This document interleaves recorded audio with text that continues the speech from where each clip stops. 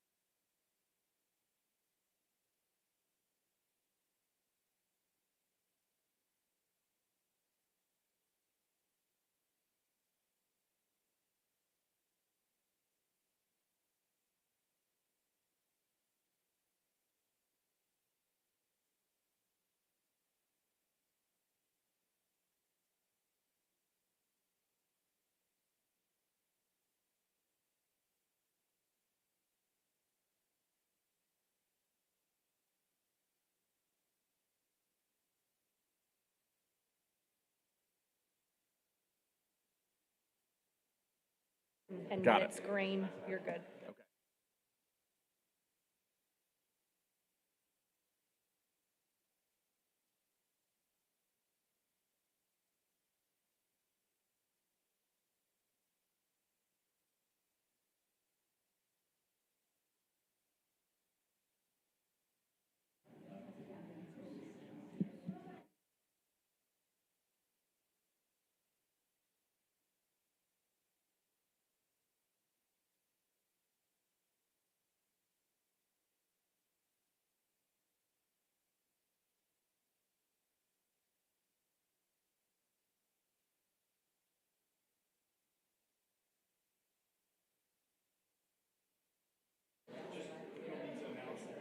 Yeah.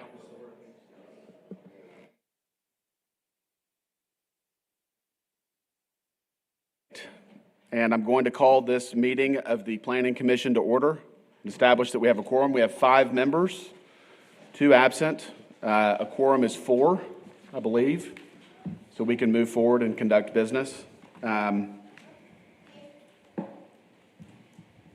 We usually do the pledge before we start the meeting, but we don't have a flag, John. I think that's why we lifted off the agenda. Okay.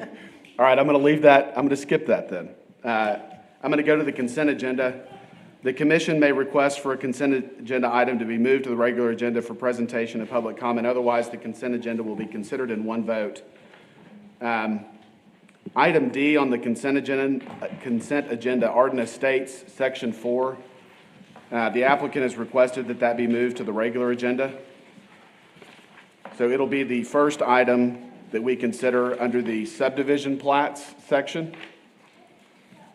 Otherwise, I guess the remaining items on the consent agenda will stay. Do I have a motion? Make a motion to approve without D. Okay. Second. We have a motion and a second to approve the consent agenda without item D. All in favor, say aye. Aye. Opposed? So 5-0. With the number of people here to speak on the Life Point Church case, I'm going to take that case first. So the We're going to skip the subdivision plats and go down to special uses. Council has final authority for approval of special uses.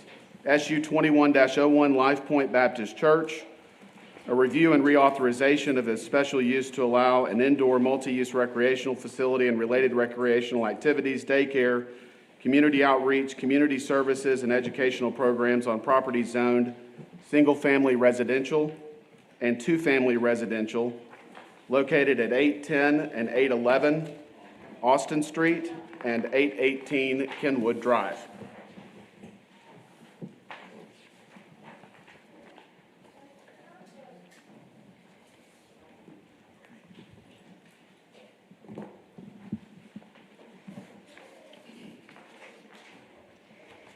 Good morning. Shelley Pascal, City Planner.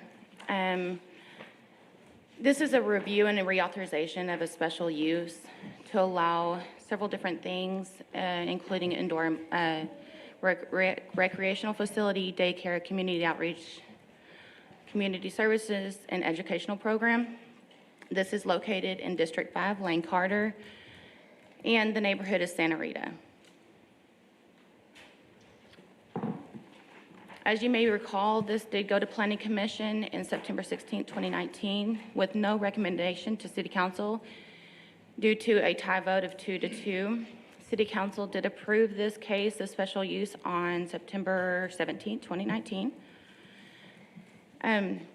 The recreation facility has operated since around the end of 2019 at this facility. During that time, since open of operation, they received one code violation for posting signs in the right-of-way, which they promptly corrected. And there was no police activity reports or anything at this subject property. This property is located within the future land use of neighborhood, and the zoning is single-family residential and two-family residential. Here's a couple of photos of the subject property and the surrounding areas.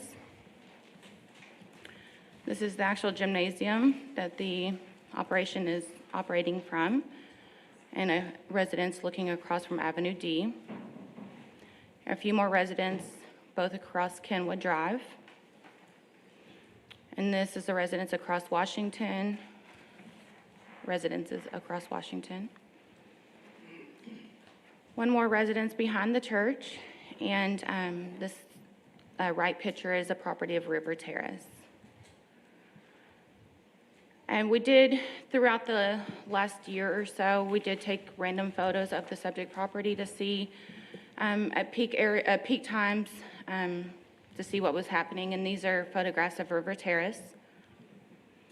And here's a photograph of the church/gym parking lot. This was on a Wednesday night, which is one of the more peak times of the operations. Here's a few more, just kind of getting a grasp of the parking lot and the coverage of it. City staff, we believe that the impacts are minimal to the neighborhood, and it is consistent with the zoning ordinance. Special uses allow a review of uses that may be appropriate for designated areas. The proposed use, it does occupy an existing building, and the existing parking does meet parking requirements according to the zoning ordinance for both the recreational activities and the church. We believe that this is a transitional area between the core of the neighborhood and higher intensity uses on South Abe corridor. Staff, we do believe it's compatible with the surrounding area. There's no substantial increase in impact from the existing church uses. This facility is very close to a major arterial, about 2 to 3 blocks away, and it is adjacent to the River Terrace, which hosts numerous events in the area. We did review over the past year or so, indicating minimal traffic impacts throughout the day, not continuous throughout the day, but more of not continuous throughout the day like a typical commercial activity. Most traffic comes directly from Washington, which is a major collector, rather than through the neighborhood. We do not anticipate any negative impacts on the environment.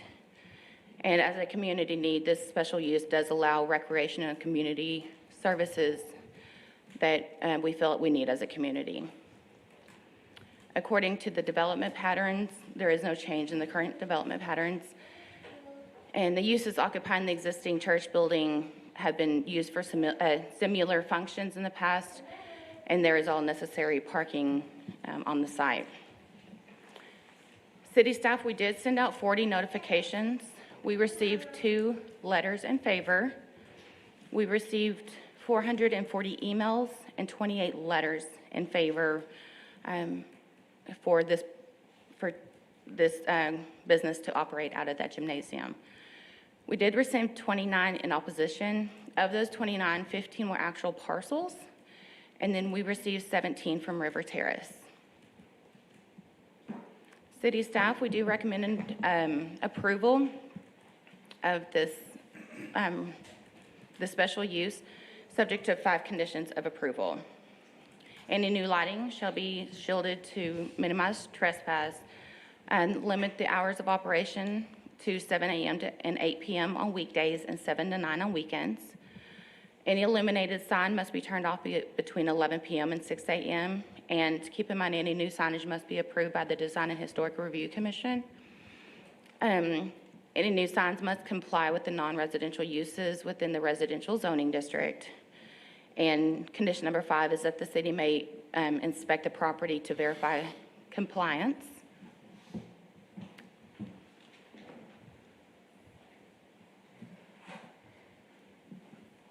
Good morning. John James, Director of Planning and Development Services. I just wanted to address a couple of things because of some of the questions and comments that have come up. I wanted to first clarify that approval of a special use is not a rezoning of the property.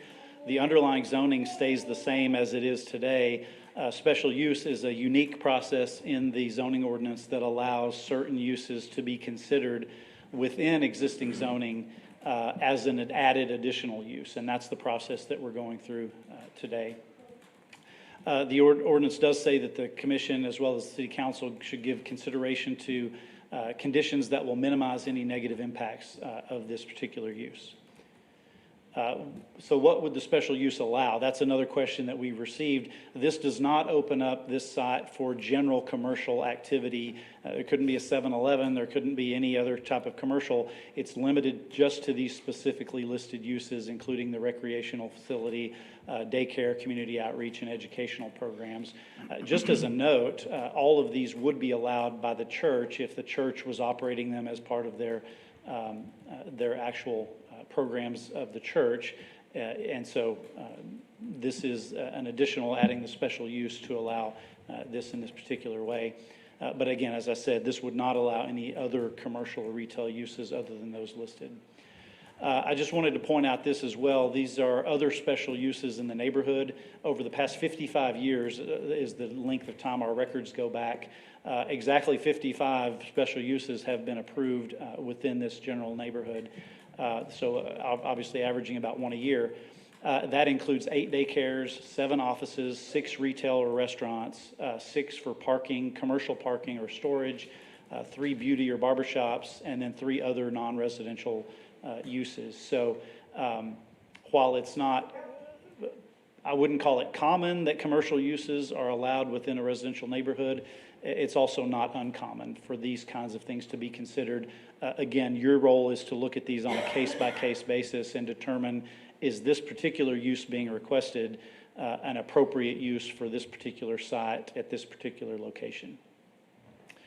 Again, this is the staff recommendation is for you to make a motion to recommend approval of this special use, subject to those 5 conditions of approval that Shelley had mentioned.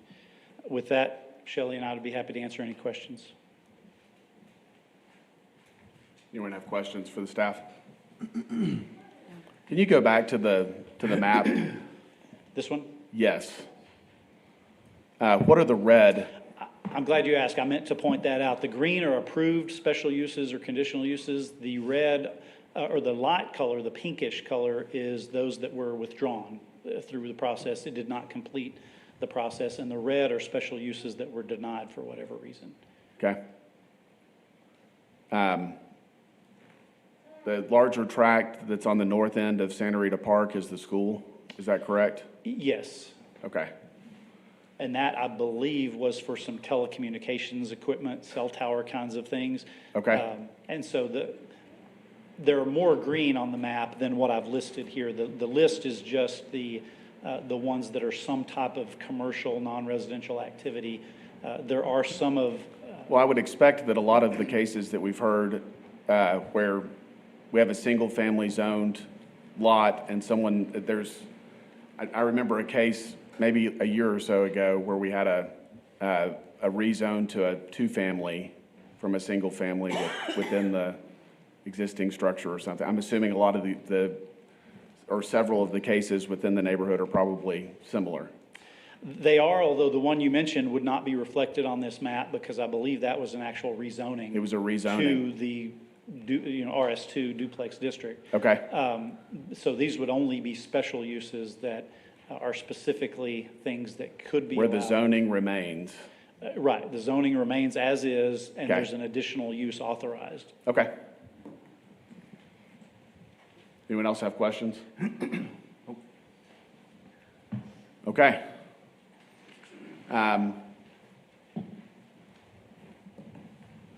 We're going to open it up for public comment. I'd like to limit the time for speakers to 6 minutes, which I'm hoping everyone seems to think is reasonable. And if you would, 6 minutes? Wow. Is that okay? That's a long time. That's a long time. 5 minutes? How about 3? I will say 3 to 5 is typical. It's usually at the discretion of the chair. Okay. But we typically do either 3 minutes or 5 minutes.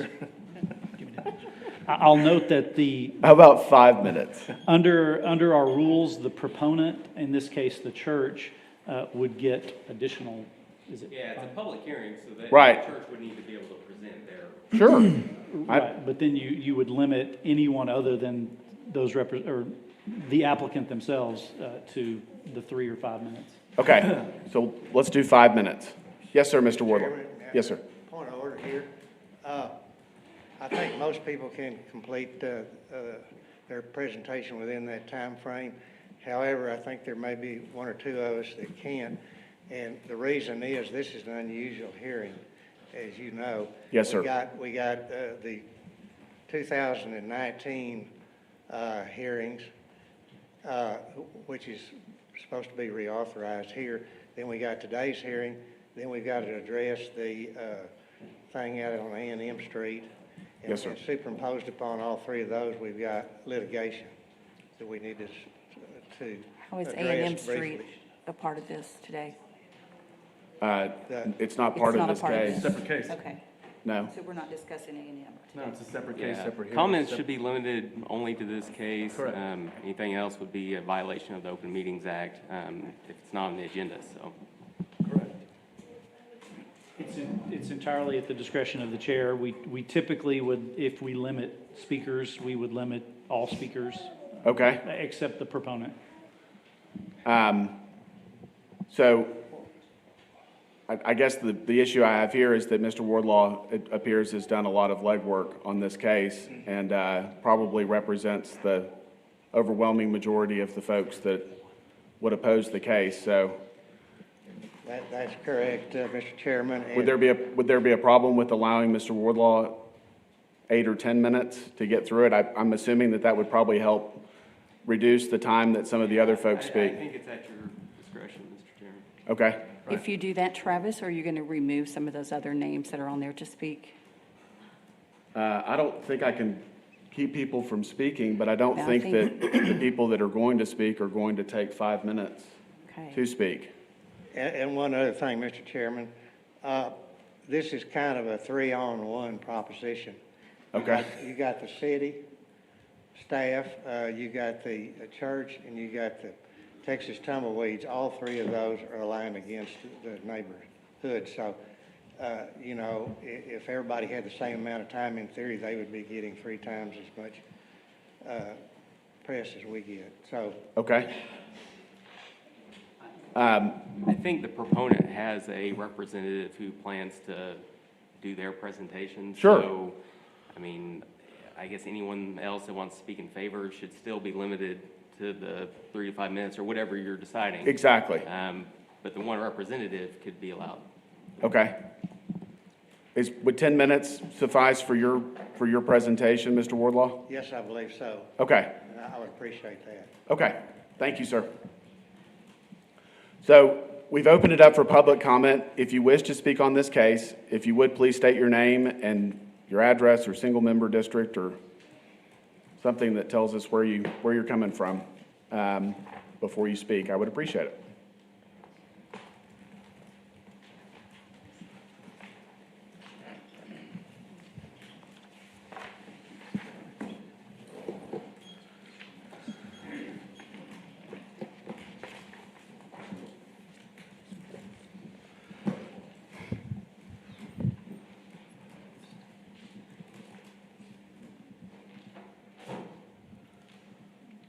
Good morning, Planning Commissioners. My name is Dustin Gaines, and I am the attorney representing Life Point Baptist Church and Texas Tumbleweeds Gymnastics. Thank you for your time today. I wanted to start off today by just providing a little bit of background on this case for purposes of the Planning Commissioners' understanding and then also for the future meetings that we may have. The background of this case, back in 2019, the church had its gymnasium that was not being used all that often. It was being used for certain church activities and recreational needs. And the church leadership, the church is led by its pastor, Jay Clatworthy, and it has deacons. It's an independent church. It's not a part of a hierarchical denomination. Everything is governed and controlled independently within the congregation. The deacons, they said, we want to have a way to be able to use our gymnasium. We want to be able to use that to be able to serve the community. We want to be able to reach young people. We want to be able to help. And at the same time, Texas Tumbleweeds Gymnastics, it was looking for a place to be able to operate its gymnastics academy. And Texas Tumbleweeds, its motto is to do all to the glory of God. And it was looking for a place where it would be able to take teaching gymnastics and to be able to present that through a biblical Christian worldview. And it was a perfect match. Pastor and the deacons and Landon Knight, the owner of Texas Tumbleweeds, they were able to get together and they entered into an agreement, and part of that agreement was memorialized in a memorandum of understanding. And I just wanted to read to Planning Commission just a few portions of the memorandum of understanding here today. It says, whereas LBC, Life Point Baptist Church, and Texas Tumbleweeds Gymnastics, or TTG, desire to enter into an agreement which LBC and TTG will work together to promote the gospel. And whereas LBC and TTG are desirous to enter into a memorandum of understanding between them, setting out the working arrangements that each of the partners agree are necessary to promote the gospel. Services rendered later on in the memorandum by LBC to maintain as first importance the pursuit of the glory of Christ in all things. Number 2, to offer literature to the participants of Texas Tumbleweeds Gymnastics programs that aim at evangelism and spiritual formation. Offer spiritual care and counsel to any member of the Texas Tumbleweeds Gymnastics community. Offer spiritual oversight and guidance to the mission and work of Texas Tumbleweeds Gymnastics. Promote the mission of Life Point Baptist Church at Texas Tumbleweed Gymnastics activities when requested. Those were the services and the part of Life Point Baptist to Texas Tumbleweed. Texas Tumbleweed's responsibilities are to maintain as first importance the pursuit of the glory of Christ in all things. Allow LBC to promote the gospel by disseminating literature provided by the church. Have regular devotions with all participants of Texas Tumbleweeds Gymnastics. These devotions will be evangelistic and spiritually formative, conduct activities in accordance with and not contrary to the statement of faith of Life Point Baptist Church.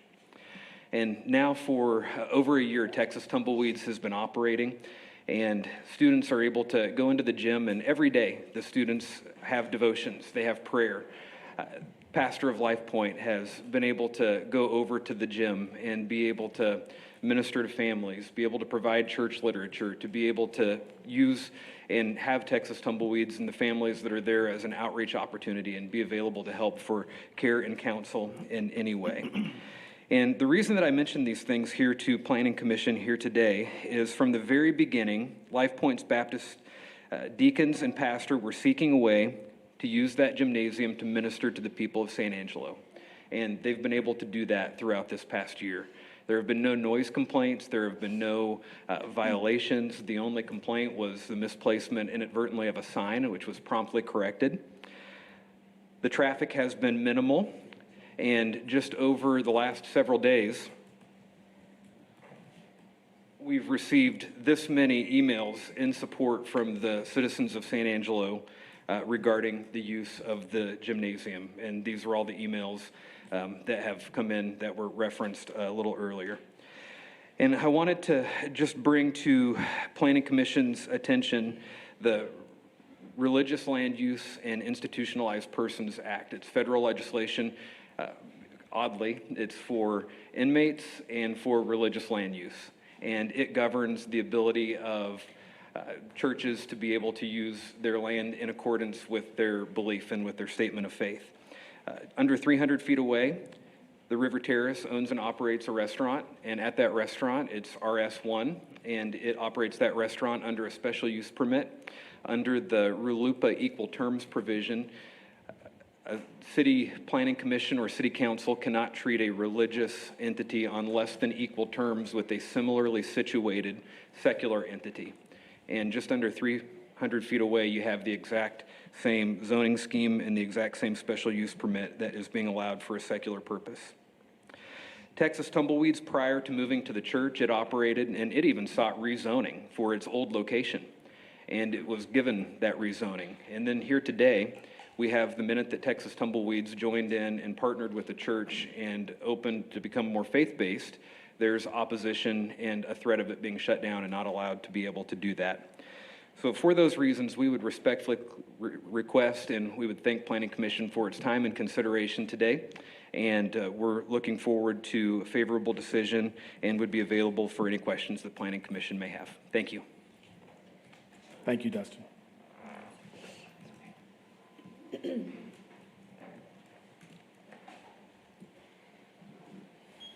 Good morning, and thank you for your time. My name is Dave. I live in the 1600 block of South Monroe, longtime Santa Rita resident.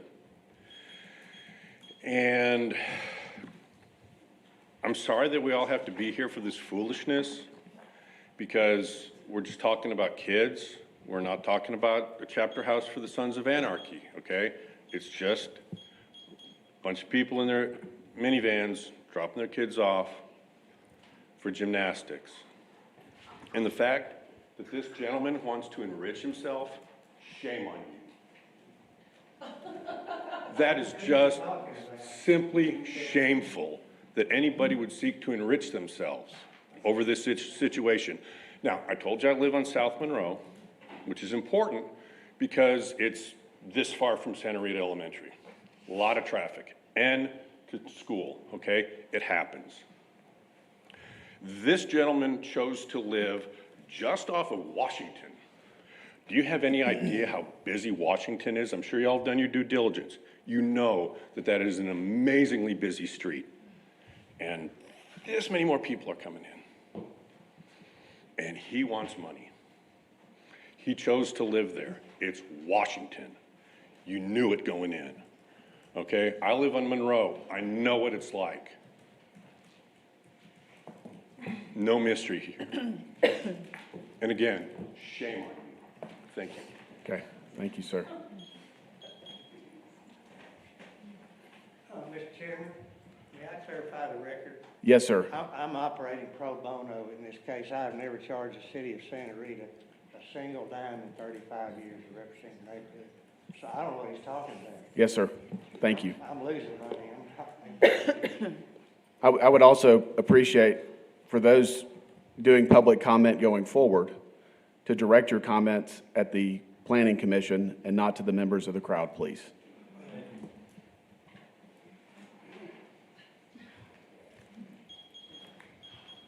Good morning, Commissioners. I'm Ann West. Thank you for allowing us to speak this morning. We appreciate and realize that there are times that you must make tough decisions serving on this board. The Life Point Baptist Church requests to make all of their property zoned commercial, we feel should not be allowed, and we hope that it will not become commercially zoned. The neighborhood that surrounds that area is over 100 years old, and my family alone, 4 generations have lived in that neighborhood. That history belongs to a lot of families. The homeowners who have purchased their homes in that area, past and present, have done so never dreaming that they would be faced with any type of commercial retail businesses entering that neighborhood. As our mayor, Brenda Gunner, recently said at another zoning case in our district nearby on A&M Street, one's home is their biggest asset. Another council person, Mrs. Billy DeWitt, made a comment. She stated, once a zone change goes in, the city has no control what goes in later, and this is a big problem in our town already. Our own council representative, Lane Carter, spoke passionately about not integrating any type of commercial business into a residential neighborhood. All we're asking for is the same representation, the same protection, and the same consideration afforded all the other neighborhoods in this city. We have enjoyed a friendly, neighborly relationship with churches in this location for many, many years without conflict. They were always able to meet their community outreach, their community service, and their educational obligations without rezoning or bringing in any type of retail businesses. The issue, in our opinion, has never been about the gymnastics, Texas tumbleweeds, the children, the church. It's always been about changing a residential neighborhood to a commercial entity. The churches in the past have relocated from that neighborhood and that location. And it's possible that this church will locate as well, or possibly sell part of that property. The zone change that goes with the church, the zone change does not go with the church if they leave. It always stays with the property, as you know. And that can be a huge problem. We don't have the built-in protections that other neighborhoods have through deed restrictions in Santa Rita. The current zoning ordinance is our only protection in this neighborhood, and we feel like it must remain in place. So today we are asking for your consideration and your assistance in this matter, and hoping that you will help us protect this neighborhood. Thank you. Thank you. Do we need to reiterate it is not a zone change? Yes. It is not a commercial Yeah, zone change? is it appropriate for us to clarify some of the Yes. comments in there? Sure. I don't think it hurts. I mean, and I'd be open to, John or Brandon, if you guys want to comment on, the discussion of zone change versus special use, the limitations that can be placed within that special use request. I think that would maybe help clarify. Right, as I mentioned earlier, this is not a rezoning. It's not allowing open-ended commercial uses. Your approval is specific to the uses requested, and you can place, as you noted, the recommended list of conditions, you can place whatever conditions you choose on a special use. And so it is not a broad, open-ended rezoning. It is as limited as you want it to be. Okay. Thank you. Yes, sir. My name is Phil McCormick. I'm a real estate appraiser. Excuse me, I don't live here, but I have had an office in San Angelo since 1976, appraising real estate. Back in all the way through the 80s, I had 5 appraisers working for me, and we probably appraised 80 or 90% of the houses in San Angelo. Santa Rita has always been the premier residential neighborhood that people wanted to live in, that they wanted to raise their family in, that kind of thing. And let me just tell you, from a neighborhood standpoint, which is a grouping of homogeneous buildings, residences, whatever, Santa Rita has always fit that delineation that we have. To allow changes in a neighborhood often indicates not only to the people there, but to the general public, that there's a change going on in that neighborhood and that it's deteriorating or making some kind of change. And so I'm simply here to tell you that if you want to maintain property values and maintain uses, that you need to really treat changes in those uses, particularly in a neighborhood like Santa Rita, very tenderly. Because once you open that door, and I understand about the special use deal, but you know, once you grant a special use here, then what's going to keep you from granting that special use the next time and the next time? And then eventually there's going to be a commercial change. I just think it's something y'all need to take under great consideration. Even though I don't live in Santa Rita, I don't have a dog in this hunt. I'm simply telling you what I've seen over 46 years of appraising real estate around here. Thank you, sir. Thank you. Thank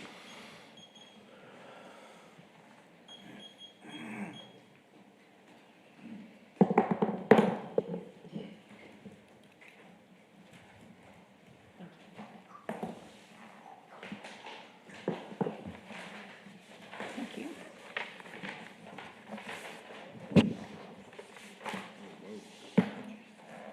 Good morning, Commissioners. Heidi Brooks. I am a Santa Rita resident and a former Planning and Zoning Commissioner. I'd like to begin by stating that this hearing is a do-over. We wouldn't be here today if it weren't for a lawsuit set to be heard next month. When first heard, the city informed half of the property owners within the 200-foot zone of the rezone change, as well as a case going before the council in less than 24 hours after the planning and zoning meeting, with only one reading for its approval. That was wrong and is wrong. This time, the city is calling this a special use permit. They're trying to make us believe there would be only special use. This area was platted 100 years ago as a residential neighborhood. We want to keep it that way. You'll hear from people today sharing their emotions. They will more than likely tell you that they love how safe they are, that this area feels safe, that their kids are safe, and that they like it here. This case has nothing to do with feelings. It is about right and wrong. Since Tumbleweeds moved in and Life Point became a commercial business, they have paid no taxes. Their nonprofit status should have been terminated the minute they went into business on the church property. They can be in business and operate a gymnastic facility, make money, pay taxes on that income, and still be a nonprofit church. They do not have the right to use the property to run a business and not pay taxes. There may be need for more recreational activity centers in San Angelo. There is commercial property all over this city that is empty. In fact, after Tumbleweeds moved to the church property, some of its instructors left and opened Rise Gym and Sunset Mall, which is commercially zoned. And they have a waiting list for their classes. Everyone needs to be completely transparent about what is really happening here. I've passed you out a petition signed by 185 neighbors that are not in favor of this zone change. I'm asking that you please keep our voices in mind as you consider this case. Thank you. Thank you. Just to let the commission know, we will need to borrow one of those sets so that staff has a copy for the record. Yes, sir.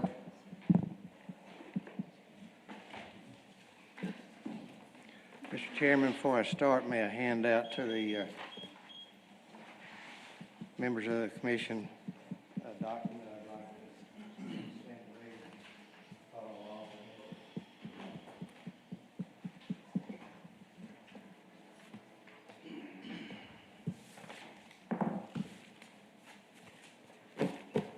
Sir?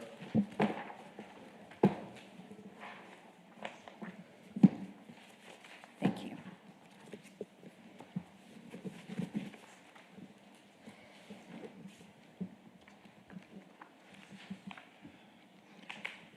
Okay, for the record, my name is H.R. Wardlaw III. I've been a resident of Santa Rita for some 70-plus years, and I've been an attorney around here for at least 50 years, for better or worse. I also have been on the city council several times, so I've donated some community service, just like you folks have, at no cost, no money, and thankless, no thanks, which y'all can understand completely. I didn't know I was evil for not charging anything, probably a reflection on my intelligence, but I just inherited the protectorship of the Santa Rita since I lived there all my life, and these are great people. And so this thing all started back in August of 2019, and that's when the church approached the city to be able to place commercial ventures on the church property. And at the time, they told the city and everybody that they had Texas Tumbleweeds waiting in the wings, and they had a deal with them for the gymnasium over there. But they stated, and it got it passed, that the entire church property is now zoned for commercial use, and that is a block and one half, a city block and a half, which encompasses 15 lots. So, they said the reason for that was they were going to get other businesses to move in there too, and they needed the money because their congregation had shrunk substantially. Well, of course, now that we filed a lawsuit after this resolution passed back in September the 17th of 2019, there obviously haven't been any more commercial businesses alight in this area because this lawsuit is hanging over their head. And this lawsuit, by the way, is set for hearing on June the 15th, just a few days from now. And we want our day in court, and we're entitled to that. And if you will look at this resolution, which is what passed back in, this is what started all this, and this is a special use permit that was generated by this resolution. Well, if you'll look down there where I've highlighted, it shows a permanent, now therefore be it resolved by the City of San Angelo, Texas, that a permanent special use is approved. So nearly all of these zone changes or zoning amendments they're permanent. They're in perpetuity, and they run with the land. They don't go with the church if they move. It's in perpetuity. So it raises the immediate question: why are they trying to reauthorize something that's already on the records in perpetuity? Well, the answer to that is this thing that we're reauthorizing is void. It is void as it can be. And the city's lawyers, new lawyers that they hired, know that. And everybody knows it. They did not give notice. You people know that when you have a zone change, you have to give everybody within 200 feet mail notice. Well, guess how many they didn't give mail notice? They did not mail notice to 15. It just missed 15. And then on the 16th, they mailed notice to poor old Judd Gray at the River Terrace, but they sent it to the wrong address. They sent it to P.O. Box 71 when his P.O. Box is 30-some-8, and so he never got it. So the cases I'll tell you, and I provided you with Peters versus Go. Once you don't follow the prescribed procedures in zoning, then then it's void from that point on. And for example, what the cases say is when you fail to follow the prescribed procedures, then it's jurisdictional. And so when they didn't notify all these people, you folks had no jurisdiction to even hear the case. And then, of course, when it got to the city council, they had no jurisdiction. And these lawyers that they hired, these new lawyers, they know that. They know it for certain. It wouldn't take 5 minutes on a Nexus Lexus to find that. No notice what happens. So anyway, what we're seeing is they're trying to head off the hearing of our lawsuit on June the 15th by saying, oh, well, we might have made a mistake or two on this, even though we fought this for 2 years. But, Judge, we don't want you to give these people, the citizens of Santa Rita, any relief because we've come back in here with this reauthorization. And in this reauthorization, we have taken care of all of the defects that we did to begin with, so don't hold all this against us. So that's what's going on, and you can like that or you don't like it. Some would say it's just good lawyering, but I don't think it's the best way to treat citizens in Santa Rita or anywhere in San Angelo. We pay these people salary. So let's move on quickly to the case out there on A&M, South A&M Street, which y'all are familiar with and just came up. For a water bottling plant. And the water bottling plant, according to the testimony I remember, was it'd be about 5 or 6 cars a day. Yeah, point of order real quick. Point of order, we're not, this is not on our case today. It's not part of anything today. Oh, we can mention that. We're not asking to take any action. Yeah, but We don't need you're discussion including on it, yeah. We can't have any discussion on Why something. couldn't he speak about it? I don't understand. Yeah, Doesn't why have, he it couldn't has speak. nothing to do with this Brandon, case. is that not a violation of He's open in public, meetings? he's in public comment. No, we're not guys. asking for any action to be taken. We can just talk about it. We can Yeah. talk about the weather. He's talking about From what they religion. said. I don't believe we're allowed to even Other discuss lawyers it. talking about religion. So I guess to the extent that we're talking about special uses in the area and how we're comparing this case maybe to another special use like River Terrace, I think discussion would be appropriate in that case, but I mean, yeah, we shouldn't be considering any action other than. So this. let's clarify, Mr. Wardlaw. You are referring to this case for what reason? As an indication of what's been done in the past, or? No, Mr. Chairman, what I'm referring to is that the city council took this action that we all know about, where they turned down the insertion of this commercial establishment in that residential neighborhood, and it looks to me like they've established a new policy. Okay. In San Angelo. That's my point. Yes, sir. And a new precedent. And my larger point is, why would the people over in Santa Rita not be entitled to the same protection that those people over there have in that location? Whole lot less traffic out there on A&M Street. And interestingly enough, at the A&M hearing in front of the city council, the neighborhood people didn't even appear. And they didn't have a lawyer. And the city council just definitively said, we don't want any more commercial establishments inserted into a residential neighborhood. And those people, if you ever saw what they said at the city council meeting, they gave, 5 of those 6 people gave detailed explanations as to why you can't put commercial establishments in a residential neighborhood, and they voted it down. And I think that, I know those people have been all over the map, and they've driven you all crazy. I'm glad you're still sane, maybe. But it looks to me like there's a new policy. And that policy just follows the law. It follows the law in Texas. It follows the law in the United States.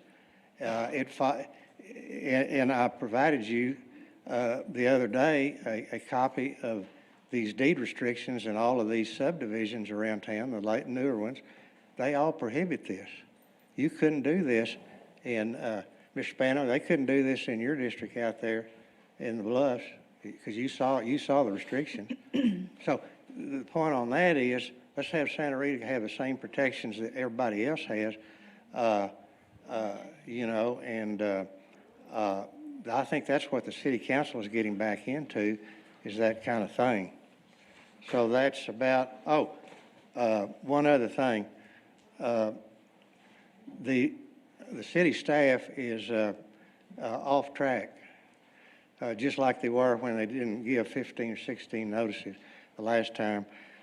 The law in Texas is, and there's a case called Texarkana versus Howard, and what it points out is when you look at these zoning cases and you're talking about a change of circumstances or commercial businesses being inserted, the case says, and a number of other cases say this too, is you only look at what's happened after the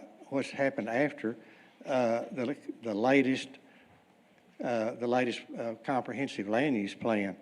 And I happened to be on the city council at that time in 2002, but anyway, you don't look at anything prior to that time. So all of these lists of old things that happened, the River Terrace was established in 1960, and that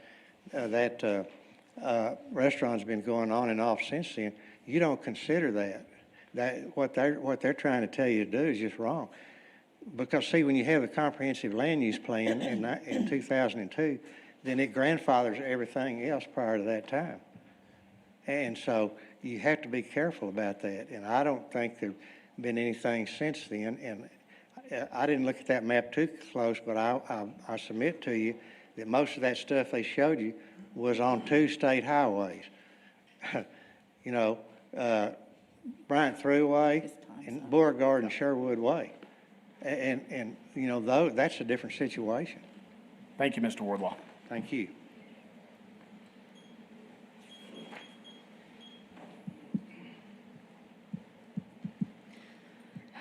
Good morning. My name is Sarah Rook. I live at 233 Burlington Road. I'm one of those that will be speaking with my emotions, I guess. So, as many of you know, and anyone who has children knows, that their worlds were turned upside down in 2020, and they were kicked out of school, out of their activities. Families weren't able to see each other. And finally, they're able to get back into the gym, and they are thriving. We are not asking for a rezoning, just a special use permit. I do have a question. I think it's for you, Mr. James. If we get a special use permit, is that just for Texas tumbleweeds, or would that special use permit be for the land? So if eventually it moved, is that how it works? As Mr. Wardlaw mentioned, the special use is for the property. Okay. And well, so recreational uses will be okay. allowed on this property. Well, that's what I was wondering, because, I mean, we plan to be there as long as possible, but we're not popping up a Burger King, or, you know, a Dollar General. We are also very cautious when driving around. We all have children. We all know that we need to be careful, and it's a neighborhood. We're careful driving through. No one's speeding around. I can't say no one. The parents are not speeding around. There's plenty of parking. As it's been said before, this is something that could be used by the church if it were just church-owned. They could open up a homeless shelter. How would that have an effect on property values? And that would be part of the church.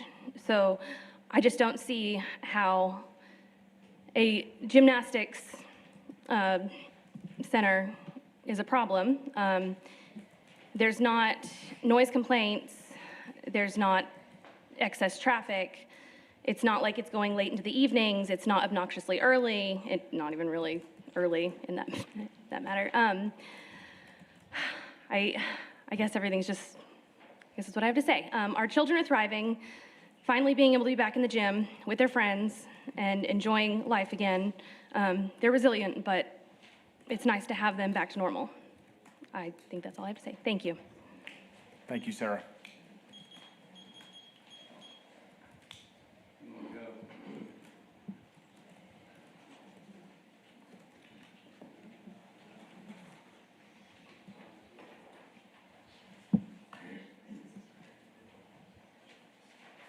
Thank you, Mr. Ricky.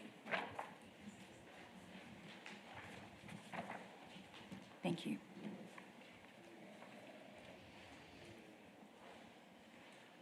Just one thing, one question I have is that after the special use was passed in 2019, there was a directive at the bottom of the resolution to change the zoning map to reflect the special use. What was it changed to?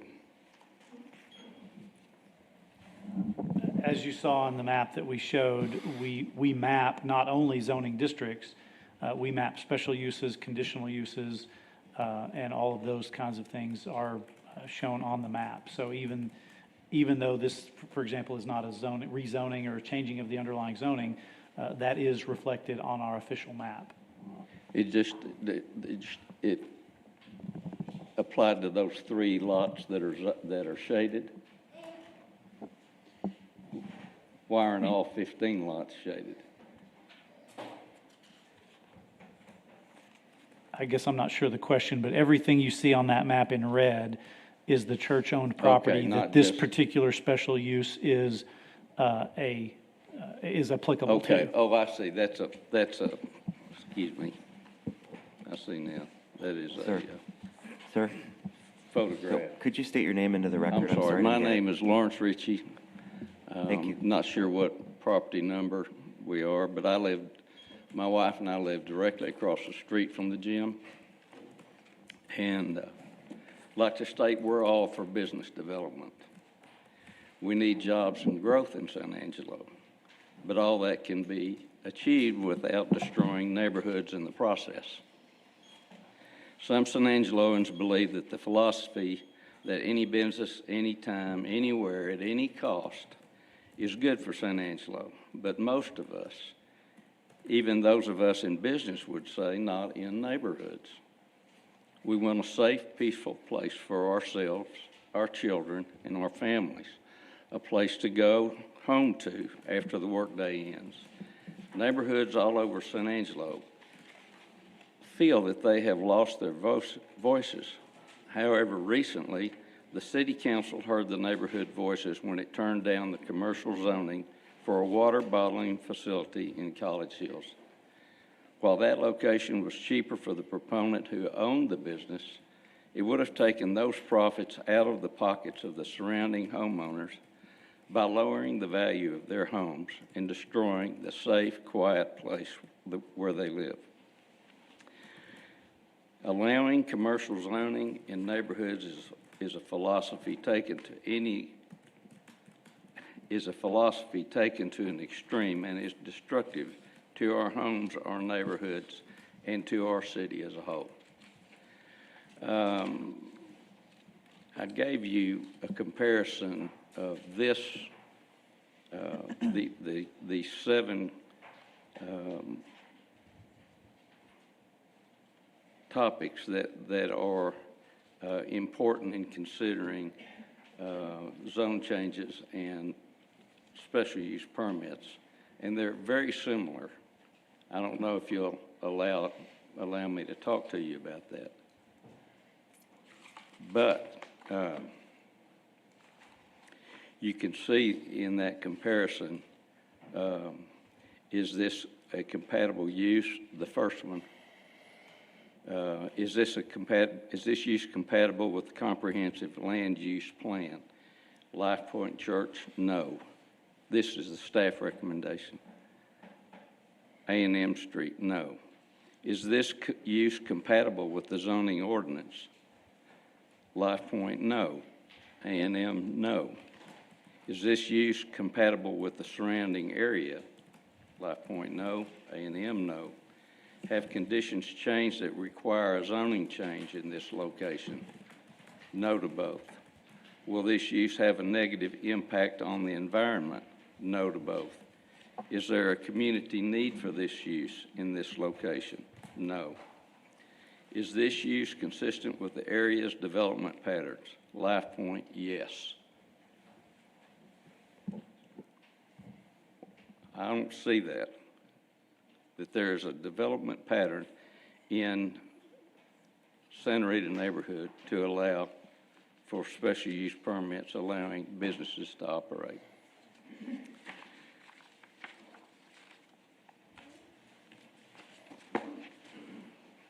Thank you, Mr. Ricky.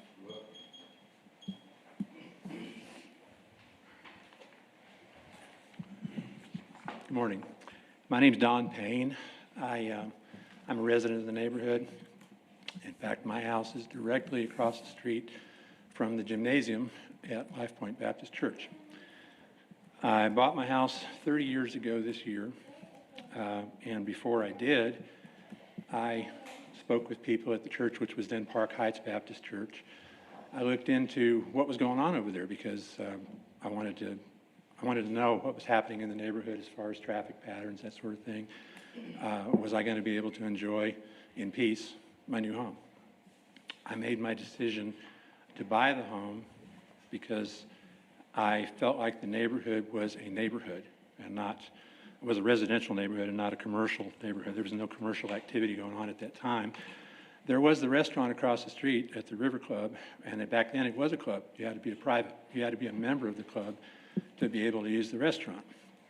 And this was something that that restaurant was created to serve the people in that residential condo, the residential high-rise, and their guests.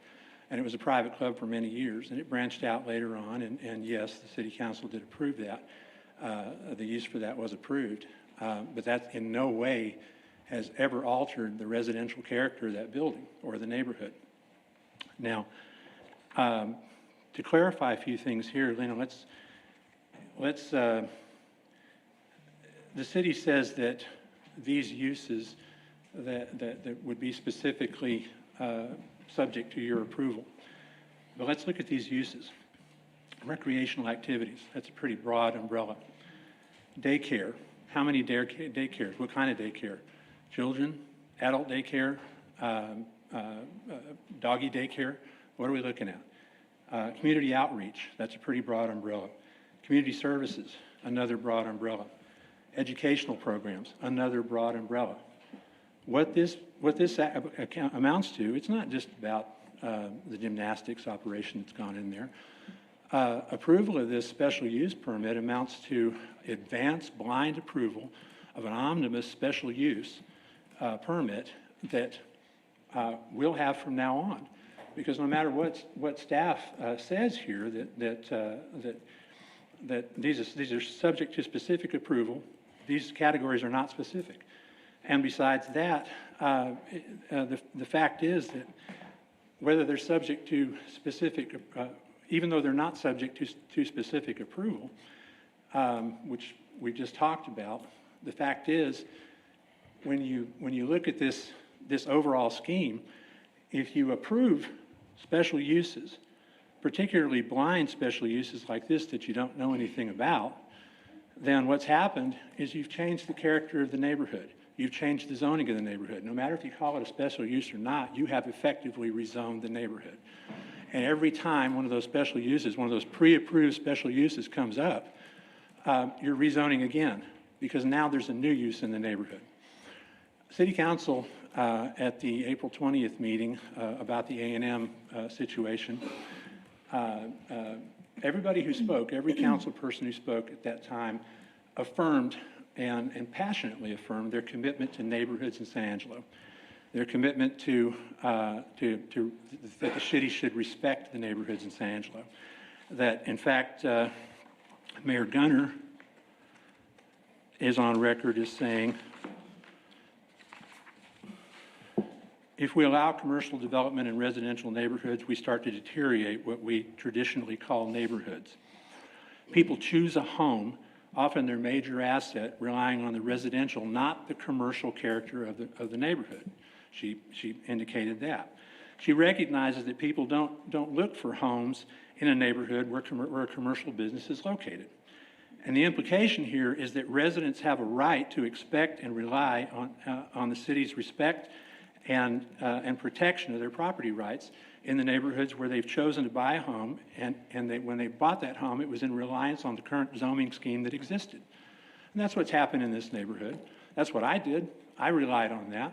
And all the residents of that neighborhood have relied over all these years on the fidelity of the church, the various churches that have been in that location, to the idea that this is a residential neighborhood. The church, when it first came there, when that church was first built, it built in a residential neighborhood. And they knew that it was zoned residential. And they've lived with that all these years, but now it's different. Now, the church needs to raise some money, I understand that, and so this is not a purely altruistic thing. They're trying to raise money by attracting commercial enterprises to pay them to lease space and to run businesses on their property. So let's call that what it is. This is not simply some sort of church-based community outreach. This is actually businesses that come in with a profit motive, and the church has a profit motive, and that's okay, but let's call it what it is. Thank you, Mr. Payne. Time's expired. Thank you.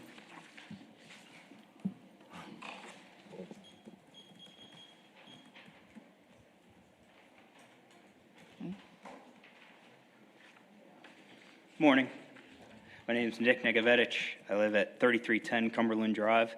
And before I get to what I was going to read, I think there's a big distinction between a bottling plant and a gymnastics facility. Bottling plant, a commercial plant, is going to have delivery trucks bringing in their own supplies, as well as taking the bottles out. It's repeatedly transferring their product.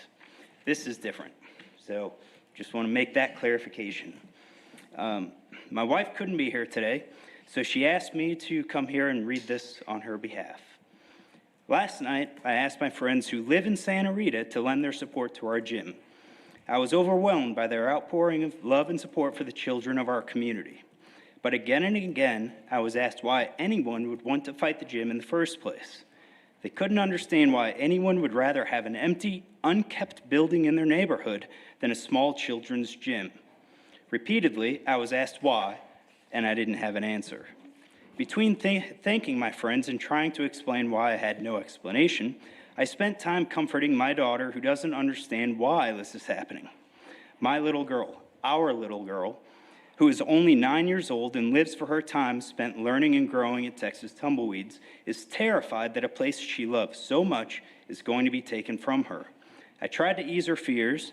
I promised her that the grown-ups would take care of this. I gave her a hug and attempted to make sense of why I had to wipe away tears from my child because someone is trying to shut down a place that brings her so much joy. Despite so many people asking me why, I still don't have an answer.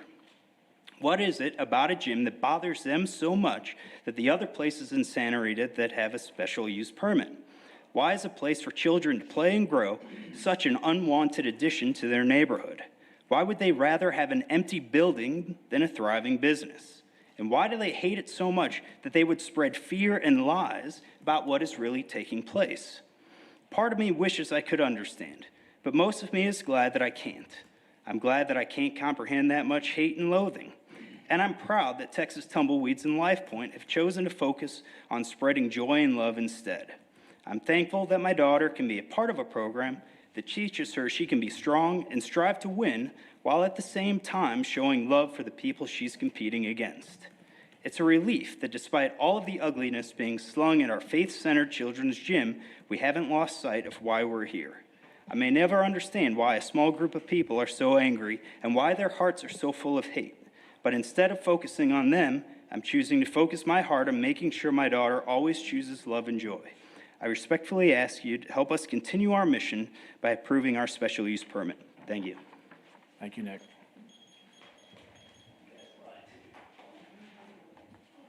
Good morning. My name's Tina Bean. I live at 520 South Washington. I'd like to first say that we aren't full of hate. We're not upset and angry. We want Texas Tumbleweeds to succeed. We want the children to succeed. This is not about Texas Tumbleweeds. This is about or about the opportunity for them to have a gym. In fact, there is a gym there that has been used.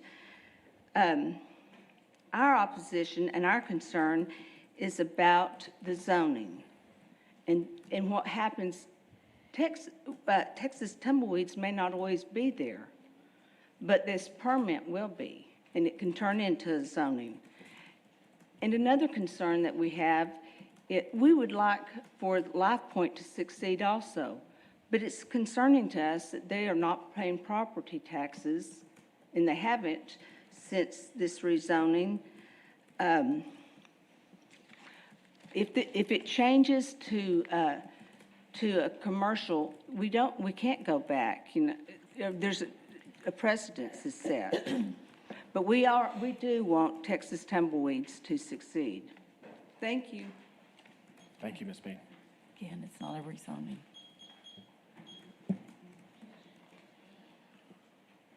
Hi, my name is Melissa Bruns. I live at 813 Windermere Circle. I have a letter to read also, but I want to say that the Rise Gymnastics and our other gym coaches leaving happened prior to this, so it doesn't matter. And it's also been thoroughly, completely debunked that we're rezoning. We're not rezoning, we're special using. Let's quit going in circles. That's ridiculous. And then I'll read my letter. I also brought, I didn't know we were bringing handouts, or I would have brought lots more handouts, but I wanted to show you guys a picture, lots of pictures of my daughter. She goes to Texas Tumbleweeds. She's gone to Texas Tumbleweeds for about 5 years now. I don't like public speaking. If I cry, that's what it is. I want to point out her foot here. Terry knows about her foot. She's gone to church with my parents for a while. She got hurt in the gymnastics gym that we had before. She specifically got hurt in the parking lot. It was a devastating injury for my daughter. Her foot was degloved. And the reason her foot was degloved was because the parking lot was terribly inadequate, completely dangerous. You were going directly into a one-way with no way to see out. And so the biggest thing about me as far as safety concerns is that my daughter will be safe. There's no through traffic right there where they're picking up and dropping off. There's no way for her to step out into traffic and get injured in the same way. And that is the huge, huge thing for me. And I'll read my letter now. My name is Melissa Bruns. My daughter has been attending Texas Tumbleweeds Gymnastics since she was 5. She has been on Team TTG for approximately 4 years. When she first started the gym, she was injured in the parking lot. A car was going too fast into a dead-end parking lot that was poorly designed. My child ran out into the parking lot, and the driver was unable to see her. The driver ran over her, and she sustained a pretty major injury to her foot that required a skin graft. It was a devastating injury that could have been prevented. I don't know if anyone else was hurt in that parking lot, but I can tell you based on the old setup that it was very dangerous and very difficult for drivers to see potential dangers. The driveway in this new gym is laid out so much better. There is no traffic directly in front of the entryway. I feel safe knowing that when I pick up my daughter and I drop her off, that there will be no safety concerns.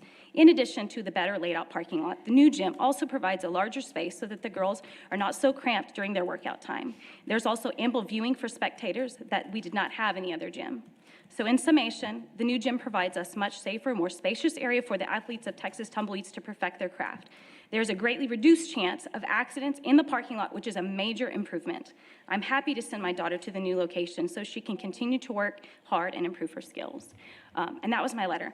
Also, the A&M location, that doesn't have anything to do with this. It's completely different. A manufacturing facility versus something that has no economic impact. That's why that was turned down and why this one should not be. So those are not related in any capacity. I surely hope that those residents don't have hate, and I hope that they don't. This building is existing. It's already there. We're using it for a similar purpose. While we are not a church, those taxes have nothing to do with this issue either. The issue that they have is the rezoning, and we are not rezoning, and that's the issue. Thank you.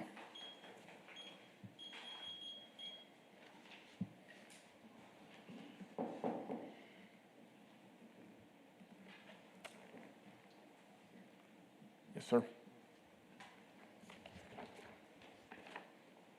Mr. Chairman, as the proponent, may we have just 2 minutes for rebuttal? Rebuttal on what, sir? On the public comments that have been stated. Okay, sure. I'll give you 2 minutes. I just wanted to address quickly 3 issues. As the Planning Commission knows, under the special use permit factors in the ordinances, the factors that the city has outlined as far as noise, traffic, the purpose behind the special use that is being granted, No evidence today has been presented to contravene any of the city's findings as it presented today. We haven't heard any evidence of there being extreme traffic, extreme noise, or any reason to defer or to go away from what the city's recommendation was. Secondly, as it pertains to taxation, LifePoint Baptist is a nonprofit organization, and nonprofits per the Texas Property Code are exempt from property taxes. And nonprofit organizations are allowed to have what is called unrelated business income per the IRS's rules without violating any of the obligations or any of the purposes that they are accomplishing as a nonprofit or as a church. The lease that is obtained, it pales in comparison to what the market value would be. And per the agreement with the Texas Tumbleweeds on this, all of the money that has been received, it goes right into capital improvements, which should be a good thing for the community, to be able to get the gym repaired, to be able to make sure that everything is well maintained. And then thirdly, the religious use is of extreme importance because as the Planning Commission today, you're deciding to grant or deny a special use permit for a nonprofit religious entity. The bottling plant that we were hearing about today was not a religious organization. RLUIPA does not apply to that as it does to this case. And for those reasons, and for everything that has been mentioned here today, we would respectfully request that Planning Commission make a recommendation that this special use permit is approved. Thank you.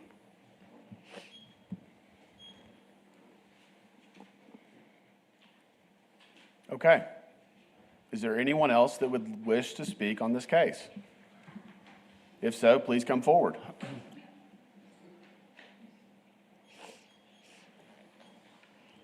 Anna Wardlaw, 1201 South Park. I'm in the neighborhood. To the parents here for Texas Tumbleweeds, I want to give you a message that I think it's very important that you know. As a courtesy, a letter, a handwritten letter, was given to Texas Tumbleweeds in advance, letting them know that there was a probable lawsuit. Texas Tumbleweeds chose to move knowing that they had advanced warning. And I believe there was like 90 days or so between the time that the letter was delivered and the time that they moved in. Thank you, Ms. Wardlaw.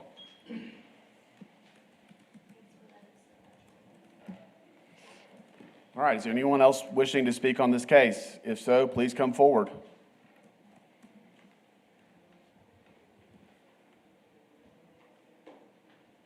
All right. I'm going to close public comment, open it up for discussion amongst the Planning Commission members.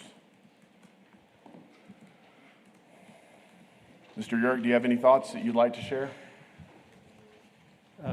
Yeah. Just trying to make sure my mic's on.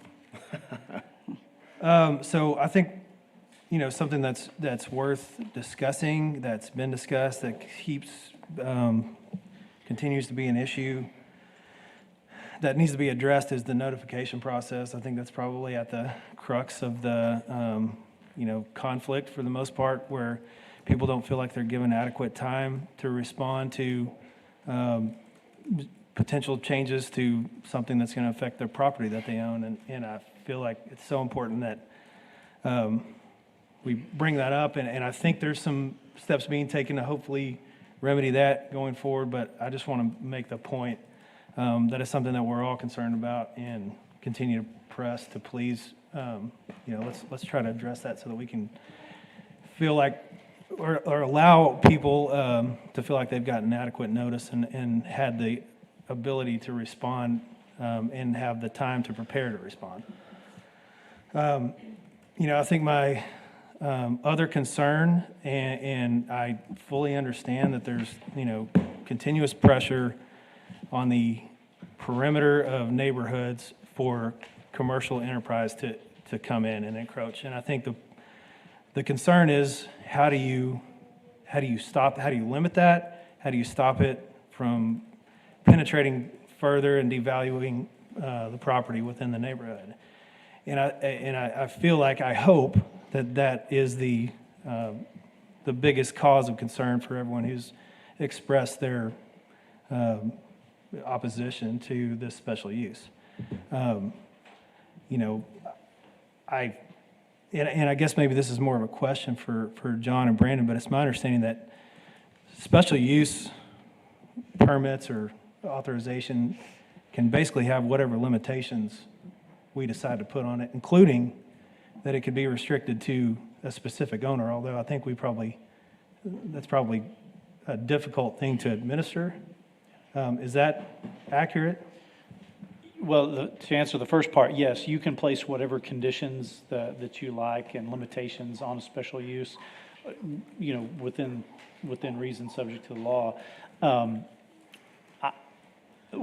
To my knowledge, the city has never limited a special use to a particular owner. I have worked in other cities where that is the case. As you alluded to, that can become problematic. I would not necessarily recommend limiting it to a particular owner, but if you wanted to further limit this particular or special use in terms of uses allowed or extra conditions that might help address concerns, that's really at your discretion. I may just comment on the notice issue. I mean, it's no secret there is a pending lawsuit out there, and I don't want to be very careful not to go into great depth on that because of that. But the notice issue has come up, and there is a provision in our ordinance that allows us to rehear cases, and we can't do it within a year from when it was first approved.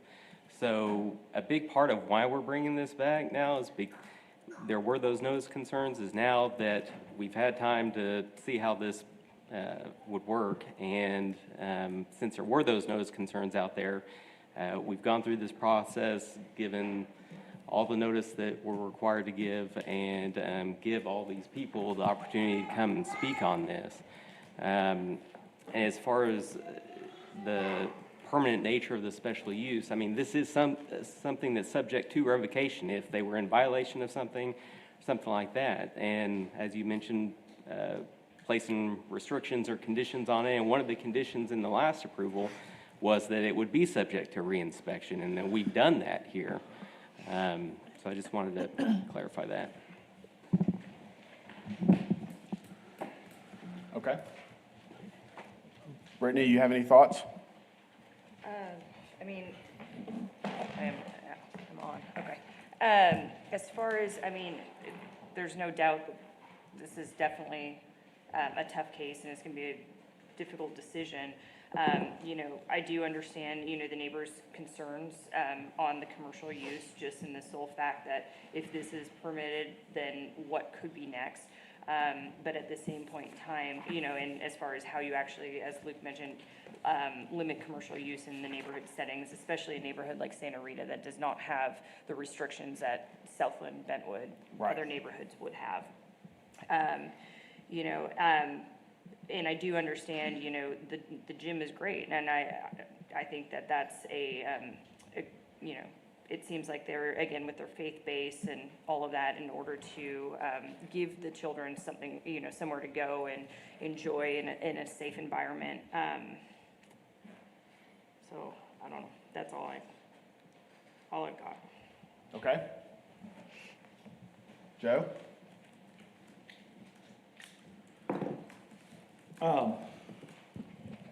Does anybody, so I remember this case. Most of us, well, three of us up here remember this case. Does anybody have, I hadn't seen any proof that anyone's property values have gone down since this thing was approved the last time. I have a feeling we probably won't see that. They've gone up. I would imagine so, right? I mean, I would imagine they've gone up. So I think the appraisal value argument probably doesn't really hold much weight. I will ask this of staff. I know the answer. We all up here know the answer. If Texas Tumbleweeds tomorrow decided to go do something someplace else, could Life Point Church hire a gymnastics coach and do the exact same thing in the exact same space starting Tuesday morning without even coming here? Yes, well, with the special use approval, of course they Correct. could. Even without the special use, if that's a function of the church. Correct. They could do that, yes. Those are my only two comments. Okay. Terry, what are your thoughts? So my thoughts are, I think it's a great opportunity for the children. It's a great opportunity for the church. I lived on the corner of West Washington and South Washington for 22 and a half years. I do live in Santa Rita now. The traffic where I lived is not any worse because of the gym as it is now. The property values have gone up, especially in the last year to 18 months. They've gone up exponentially in every area. I also feel that when we lived there, there was a daycare that was also done at the church, which was an allowed right that they have to do. And I see no reason in not approving the special use permit today. Okay. The biggest hangup I have, and Luke has spoken to it, is it's really semantics when you talk about rezoning this property, whether it's a special use or we rezone it to commercial. What we're doing, what the city is asking us to do, is to approve a variety of uses that are commercial by nature. So the problem I have is that this approval runs with the land. It's not specific to the property owner. It's not specific to the church. And so at some point down the road, the church may not be there. The church could sell. And that is the slippery slope that I feel that we're on, is if that property sells, if Life Point for some reason goes on to bigger and better things, if a portion of the property were to burn to the ground, and they sold a portion of it, they have these rights convey with that land when they sell it.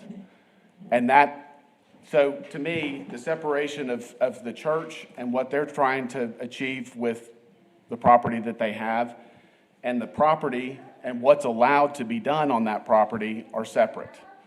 And so my hangup is allowing a commercial use to run with the land.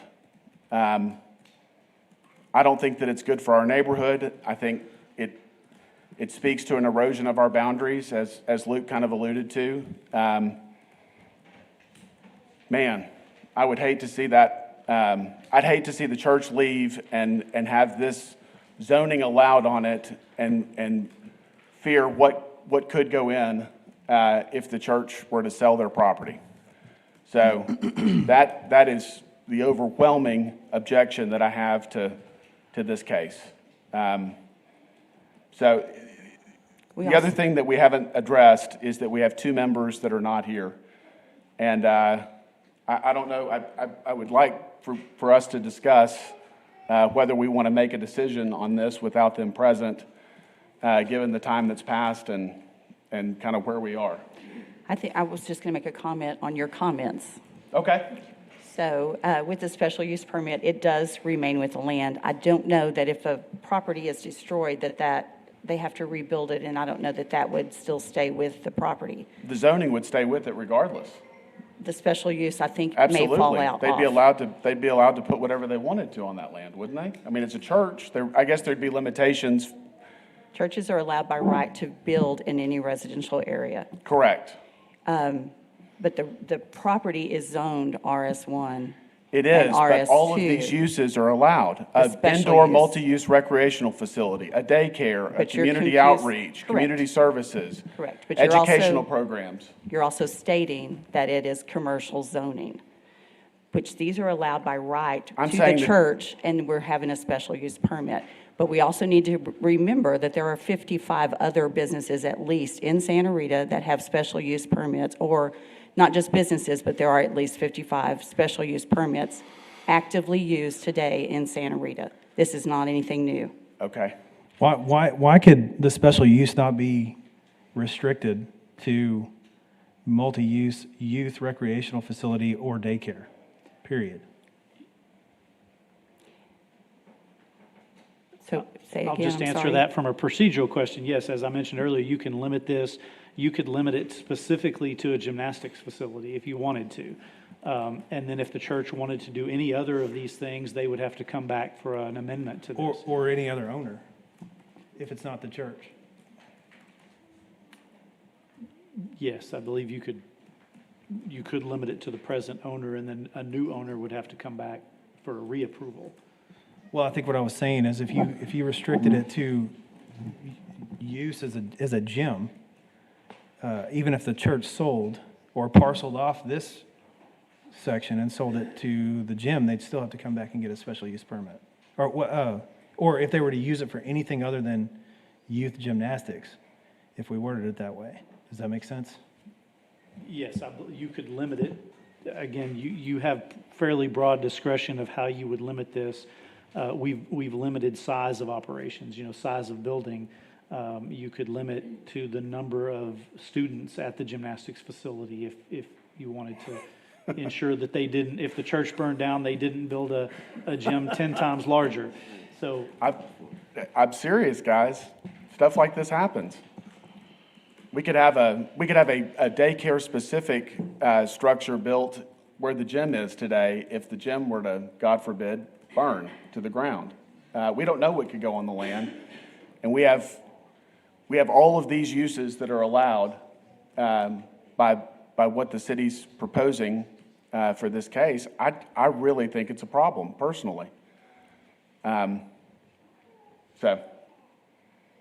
And I think, John, so let's just say, playing devil's advocate, the church decided at one point they needed more funds than what the gymnastics center was bringing in. So they go and they sell that portion of the land. It already had a special use permit attached to that part of the gym, right? So then technically would the gymnastics facility, if they were to purchase that, have to come back and get it rezoned commercial, or are they automatically still granted to operate since they had the special use permit? And it's, again, attached to the land, not the owner. Yeah, they would still be allowed to operate. This special use is not specific to the church as the owner. It's not specific to Texas Tumbleweeds. If Texas Tumbleweeds bought the gym separately from the church, then they would be a business owning the property, but would still be limited to the RS1 zoning and whatever additional things you allow through this special use permit. So then it technically would be commercial at that point. Exactly, and that's really kind of the point that I'm trying to make. This is really broad. They could sell off a small portion of the land to someone that built any of these facilities, any of these uses, and it would be allowed. And that's my objection to this case, personally. So, And I guess I do we would- want to move forward and have a vote, or do We do have we a want the majority, other, why can't do we we want move the other forward? members need to present when we do this? Does anyone have other thoughts that they'd like to share before we vote, if we're going to do that? Does anyone want to make a motion? I want to make a motion, and we do have a quorum. I would like to make a motion to approve as requested. Okay? We have a motion. Does anyone wish to second that motion? Okay, that motion has failed. Does anyone make a wish to motion. make a motion? I'll make a motion. I'm going to make a motion that we deny the request. I'm not saying that in the future, if we can figure out a better way to present this case, but I think as it stands right now, I'm going to make a motion to deny. Okay? I'll Mr. second that Chairman, motion. can I just, and I'm sorry I'm doing it right now, but if you do deny it, I'd like the board to consider a couple of findings with that denial. Okay, why don't we do it after we deny it? Okay? Please. Well, We have a before you take motion the and a vote, second on the Before you floor. take the vote. We already, We have a motion and a second on the floor. There is a concern that a recommendation to deny without making some specific findings would not be appropriate, that you all, in order to deny it, based on some of the concerns raised by the owner, particularly the religious land use objections, it could be problematic if you do not make certain findings that I think Brandon can address what those findings need to be. Is this because there's a pending lawsuit? Is that why? No, it's not. It's federal law. So Mr. Gaines, he discussed the federal law RLUIPA. There's also a Texas law that governs that, Civil Practice and Remedies Code, Chapter 110. And I'll read that out here. Subject to subsection B, a government agency may not substantially burden a person's free exercise of religion. And then subsection B goes on to say, subsection A does not apply if the government agency demonstrates that the application of the burden to the person is in furtherance of a compelling government interest. So compelling government interests are things like health, safety, welfare. Cases have also found preserving the nature of a residential district, but that's a finding that you would need to make to comply with this. Also that it's the least restrictive means of furthering that compelling government interest. So if you're able to place restrictions on it, like the conditions of a special use, if you can do that in a way to preserve that compelling government interest, then you do that before just flat out saying they can't do it. So I'd like you to consider that, have some discussion on it. Okay, we have a motion and a second on the floor. I'd like to take a vote. So all in favor to deny, please say aye and show of hands. Aye. Aye? Aye. Okay. And opposed to the denial? Aye.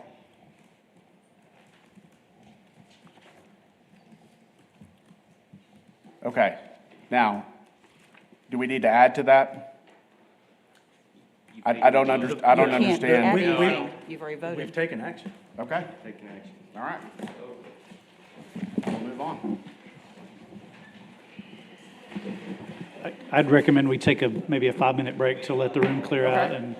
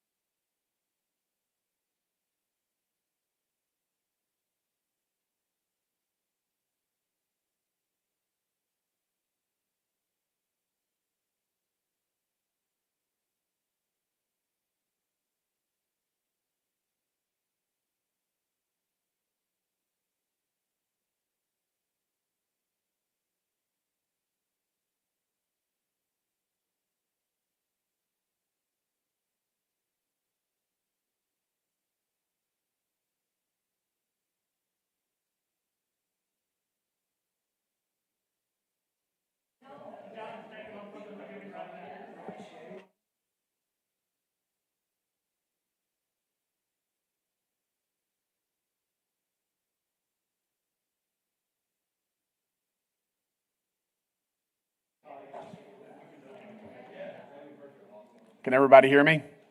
I'm going to continue the meeting.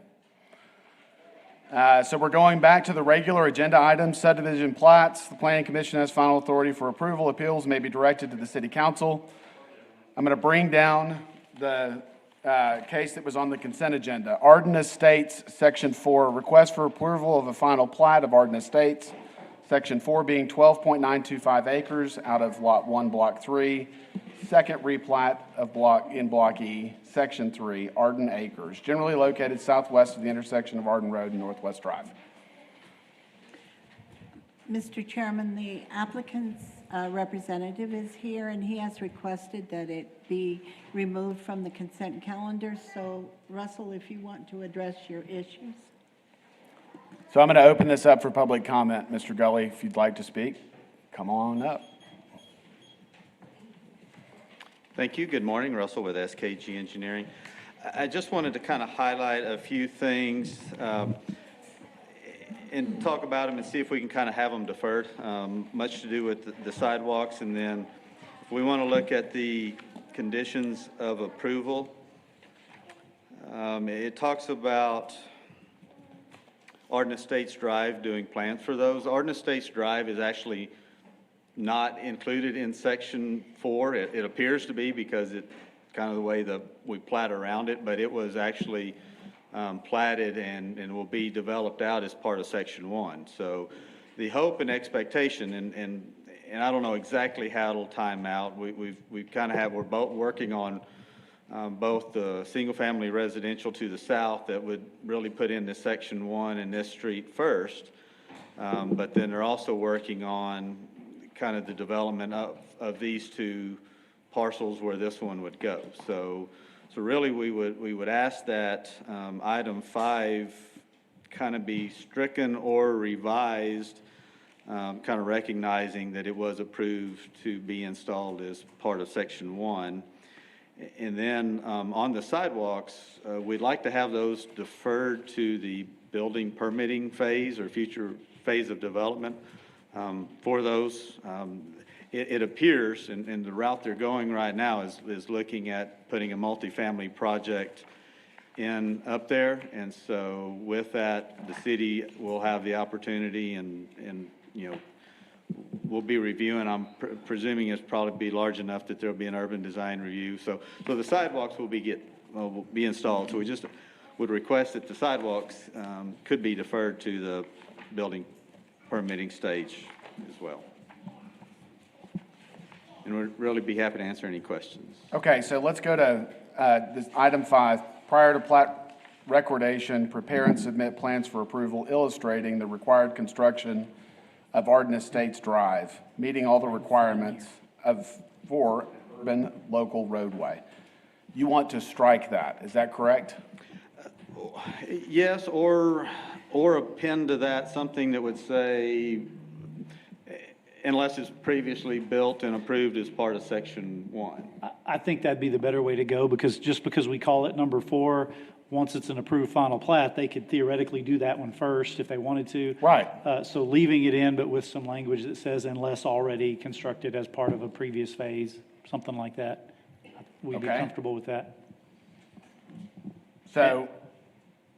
And we're also comfortable, by the way, with the request to defer the sidewalks. Okay. To the construction.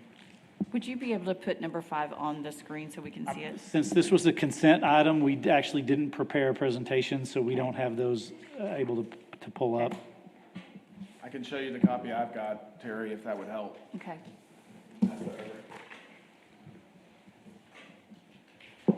And John, could you recommend how you advise changing item 5?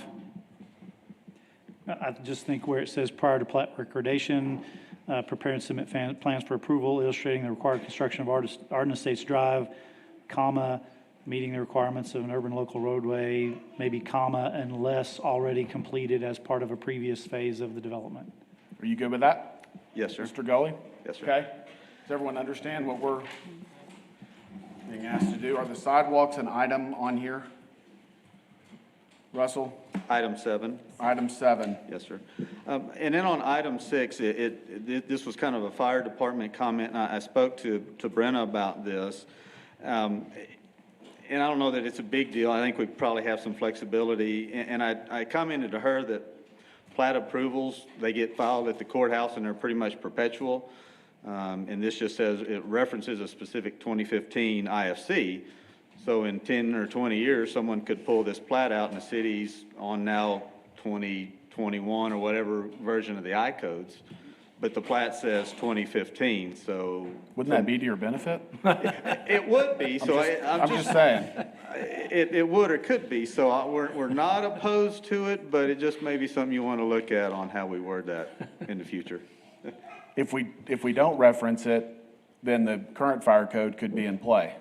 Absolutely. So. Forever. Yeah, so. And we're okay with that, but. Okay, so leave item 6 like it is. We're happy with that, yes, sir. So. I will say that I think, regardless of your conditions on a plat. Yes. The fire code, the then current fire code is going to apply when they seek building permits anyway. I would hope so. Okay, so prepare and submit a sidewalk plan for approval illustrating the proposed installation of sidewalks on the south side of Arden Road. If placement of sidewalks is not feasible within the public right-of-way, easement shall be provided and illustrated on the plat. All you want there is to defer to the building permit phase.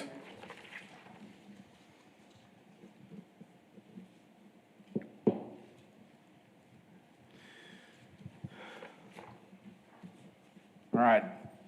Does anyone have a motion that they'd like to make? And you can make the motion to approve as discussed without having to reiterate all of those changes.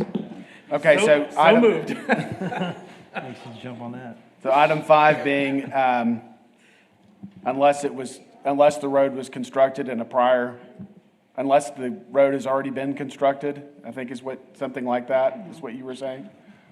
Yeah, something like that. We can go back to the minutes if we need to get the exact wording. Okay, and item 7 is to defer the sidewalk construction to the permitting phase. Okay, anyone wish to make a motion? I thought I had one on the floor. Second, he does. Okay. I had one, yeah. Perfect. We have a motion and a second. All in favor, say aye. Aye. Aye. Opposed? So 5-0.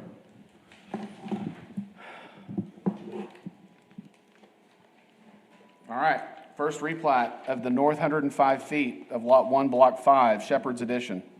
Request for approval of a replat, or a first replat of the north 105 feet of Lot 1, Block 5, Shepherd's Addition being .12 acres located at 1231 Coke Street. Variances from Chapter 10.3A2 of the Land Development Subdivision Ordinance to maintain a paving width of 36 feet with curb and gutter in lieu of the required 40 feet or 36 feet with a 4-foot sidewalk with curb and gutter for North Irene Street and Coke Streets, urban local streets. Thank you, Mr. Chairman. Sherry Bailey, Principal Planner. You have before you Shepherd's Addition. It's the first replat of the north 105 feet of Lot 1, Block 5, as was indicated. This is a final plat for just about 121 percentage of an acre. It's at 1231 Coke Street. It is in a single-family residential RS1 district. The future land use for that area is neighborhood. It's in District 3, Harry Thomas's district, and it is the Fort Concho East neighborhood.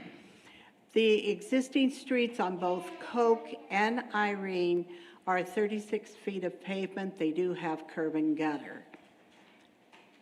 And so a variance has been requested for both of those streets. Engineering and planning staff does support that variance. Variances have been granted for both Coke and Irene in the recent past for exactly that same reason. And we are recommending approval of this plat with 4 conditions of approval, and one of those conditions I want to talk with you about for just a moment. But the conditions are the tax certification, a variance for both Coke and Irene, And the last condition of approval is a garage 1-hour wall if the building remains. When this was replatted, and you can see on the plat with buildings, the reason that it was replatted, it's a parcel piece that the person has owned for a number of years.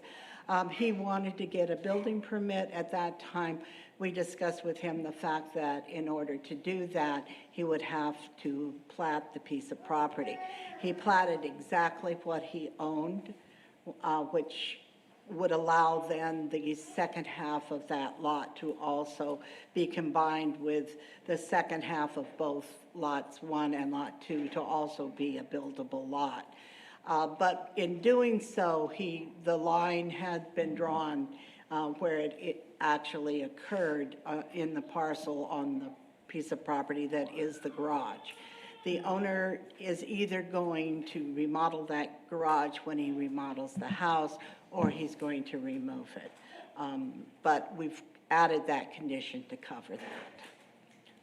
With that, are there any questions? Anyone have questions for the staff? Thank you, Sherry. I open it up for public comment.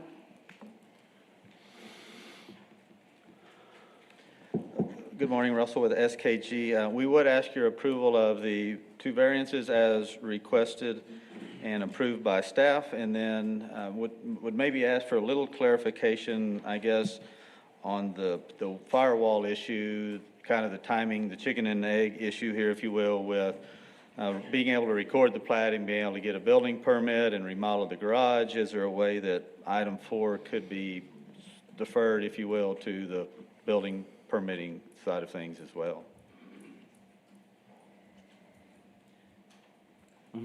I think staff would recommend that we defer that into the building permit stage. We know that that's going to happen and happen fairly quickly. Okay. Anyone else wish to speak on this case? I'm going to close public comment. Anyone have thoughts or wish to make a motion? I'll move to approve with the deferment. All right, we have a motion and a second to approve, deferring the garage requirements for a 1-hour wall to the permitting phase, building permitting phase. All in favor, say aye. Aye. Aye. Opposed? 5-0. Item B, first replat of Lot 1 and Lot 2, Block 1, Reese Albert subdivision, and Lot 1, Block G, Sunnyside Edition. This item has been withdrawn by the applicant. So we go to the next page. Related comprehensive plan amendment and rezoning. City Council has final authority for approval of comprehensive plan amendments and rezonings. 333, 404, and 412 Pressler Street. CP 21-03 is the typo in the minutes or the agenda for 04. 404 and 412 Pressler Street. Request for an amendment to the City of San Angelo Comprehensive Plan, changing certain lands from neighborhood to the commercial future land use on the subject property located at 404 and 412 Pressler Street. Presser Street. How do you say that? Prizer. Prizer, sorry, Prizer. I don't know. Prizer. We were taking bets to see I how won't you make that. do pronounce I won't that. make that mistake again.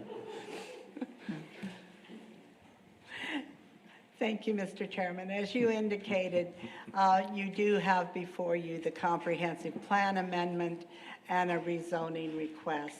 This piece of property is presently being used as a youth facility, residential facility, and an office. The present owner of the property has made an arrangement with the alcohol, drug, and I knew I was going to get that wrong. ATF. Pardon? Is it ATF? Okay, Yeah, Drug Abuse I'll, Council. I'll call them drug abuse council, but the adolescent residential substance, they want to do the same thing, but they want to do it for both male and female. In this case, when we sent it out to the surrounding property owners, we did clarify what was being asked, just so that they were aware of it. And this is in District 3, Mr. Thomas's district, and the neighborhood is Fort Concho East. We did have some calls on this piece of property, but they were asking for clarification more than anything else, and I did not receive anything that indicated to me that anybody was concerned about it. The biggest concern was that it would continue being a facility for children of need. So before you is the future land use and current zoning. Future land use on the left. We have the 4 lots where there is a 1 residential facility and the office, which is in the neighborhood future land use and therefore needed an amendment. And then all of the pieces of property are zoned RM1, and staff had suggested that it go to commercial office. The reason for the change to commercial office is that 1 block north, that is what occurred on the piece of property up there for the same group. It has worked well because that's a very restrictive piece of property and zoning. We sent out 36 notices. I received 1 in favor, and again, no opposition to it at all, just a concern that it was going to go away. In looking at the rationale, we felt that the commercial office is a reasonable use, and in suggesting that because it is so close to the downtown area, as you're well aware, and there's commercial uses all along that area. But it's still residential, and the RM1 has demonstrated that, in that there are 2 apartment complexes that are very close, as well as some smaller residential apartments. So it is both consistent with the comprehensive plan and with the zoning ordinance, and definitely compatible with the surrounding area. There is a slow change in the area to more commercial uses, and I think that's why a lot of the property owners that called were concerned that this use was going to go away. And so we tried to make them more comfortable with the fact that it was going to stay. We do not anticipate that there will be any effect on the natural environment, because there's essentially going to be no change. And again, the drug and alcohol abuse group that is going to take over the facility is going to continue that use and to continue the use as an office. The development patterns are slowly changing in that area. Everyone is aware of that, but this particular use and comprehensive plan change is not going to affect that negatively. So staff is recommending approval of the request to approve a comprehensive plan amendment to change neighborhood to commercial for the property of 404 and 412. And then we are recommending approval of the rezoning from the low-rise residential to office commercial for the properties at 333, 404, and 412. Are there any questions? Just to clarify that we're putting the same zoning on all of the lots, Yes, we are. office, commercial. Yes. Okay. Or that's the request. Okay. Anyone have questions for the staff? All right, I'm going to open it up for public comment. If you wish to speak on this case, please come forward, state your name.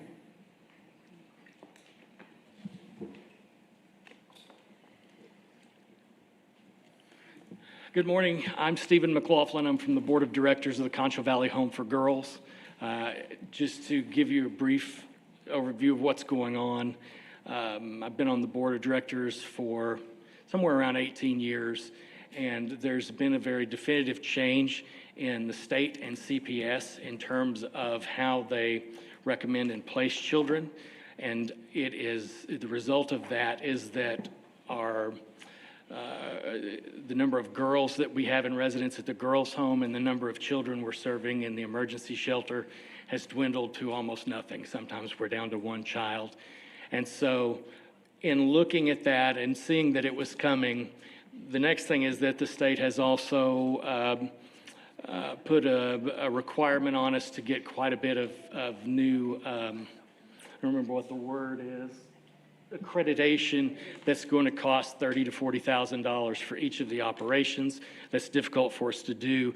We're required to keep a staff ratio in case the kids come, and we can just see that in the long term, the mission is not going to remain viable for what we've been doing in the way we've been doing it. At the same time, we could see that there is still a great and growing need for residential treatment facilities for the young. There's not anything like that here or in the near vicinity. And as the board of directors, we thought this was the best way we could honor the mission of the girls' home and keep it moving forward was by partnering with ADAC. And that is the reason that we're asking for this. I couldn't speak to why it's a different zoning because essentially we're going to be serving the same kids.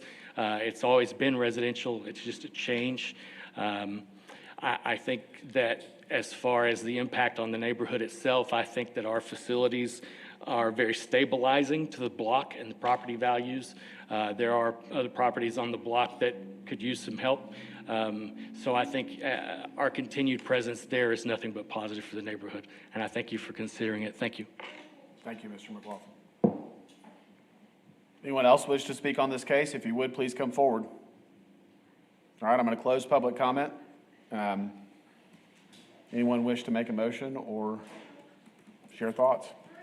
I'll make a motion to approve as presented. Okay, we have a motion and a second to approve as presented. All in favor, say aye. Aye. Opposed? 5-0. Z2107, 333, 404, 412 Prizer Street. Request for approval of rezoning from low-rise multifamily residential. It's the same case. Zoning district to office commercial zoning district being .880 acres at 404, 412, 331 Prizer Street. So we heard both of those cases at once. Rezonings. Z20-03 CBD expansion.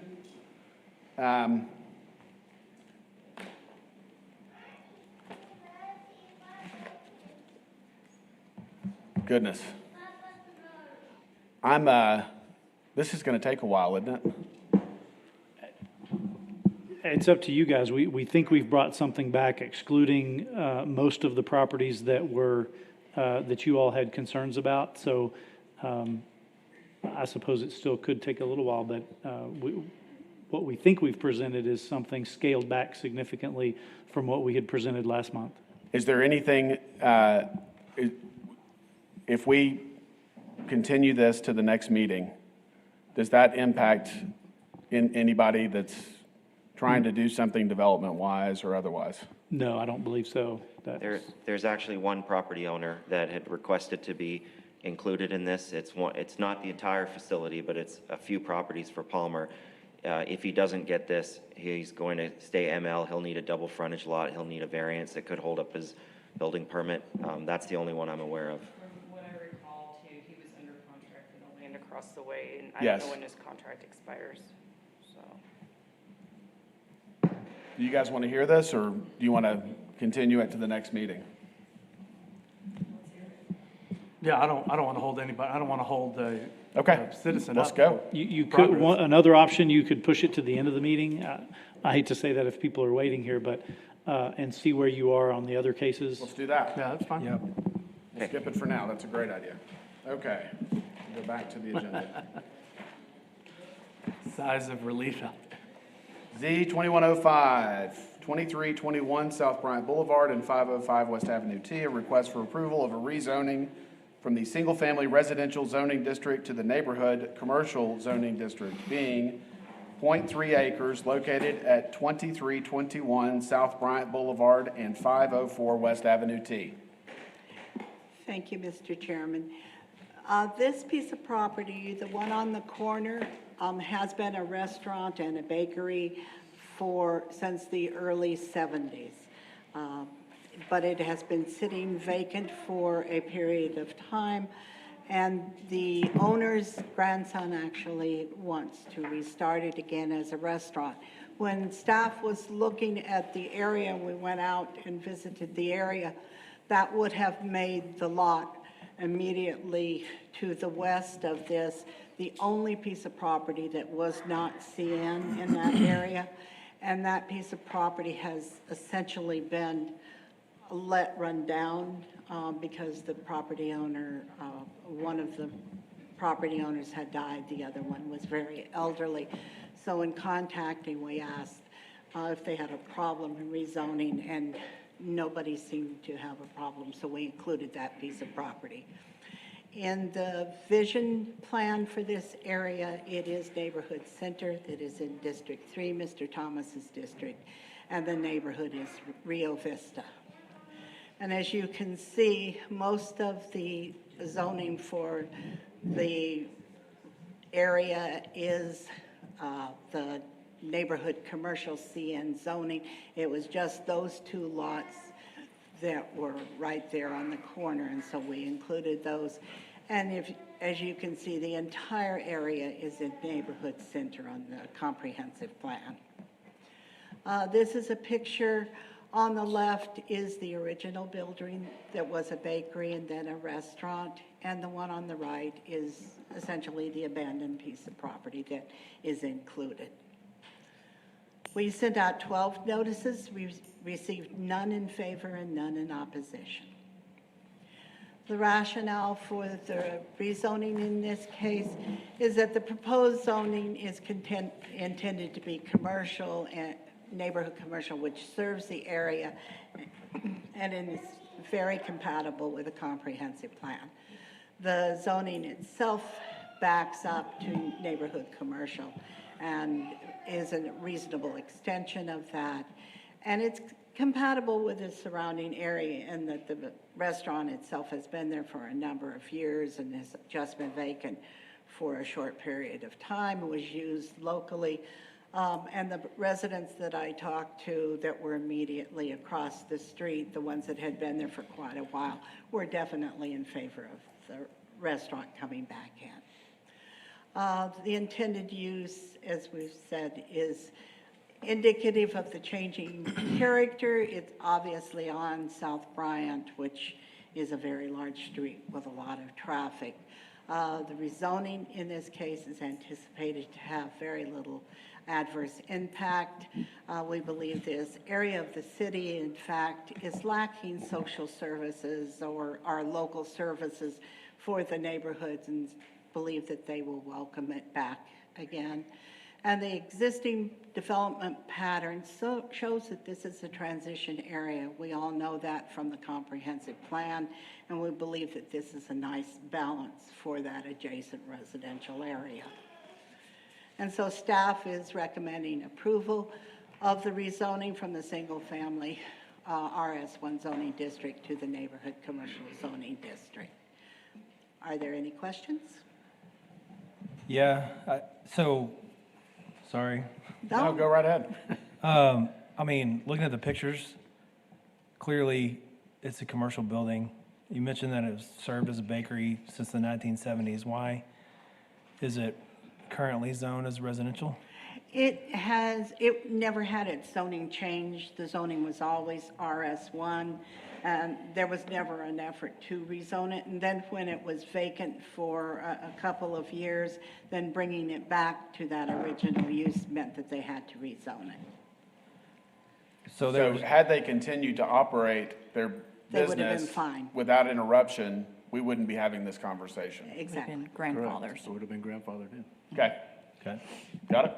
Good? Thank you. We're going to open it up for public comment. If you wish to speak on this case, please come forward, state your name. Hello, my name is Rachel Avila. This is my first time here ever. First of all, I guess y'all are showing the well, property 2321 South Bryant Boulevard, and that 504 West Avenue T, that house is burnt down. The picture y'all showed there is no longer existing. Back in the 1960s, my dad owned that property. Shortly thereafter, and he owns the block, the one you have listed is number 16 on that map. So he owned that property straight down.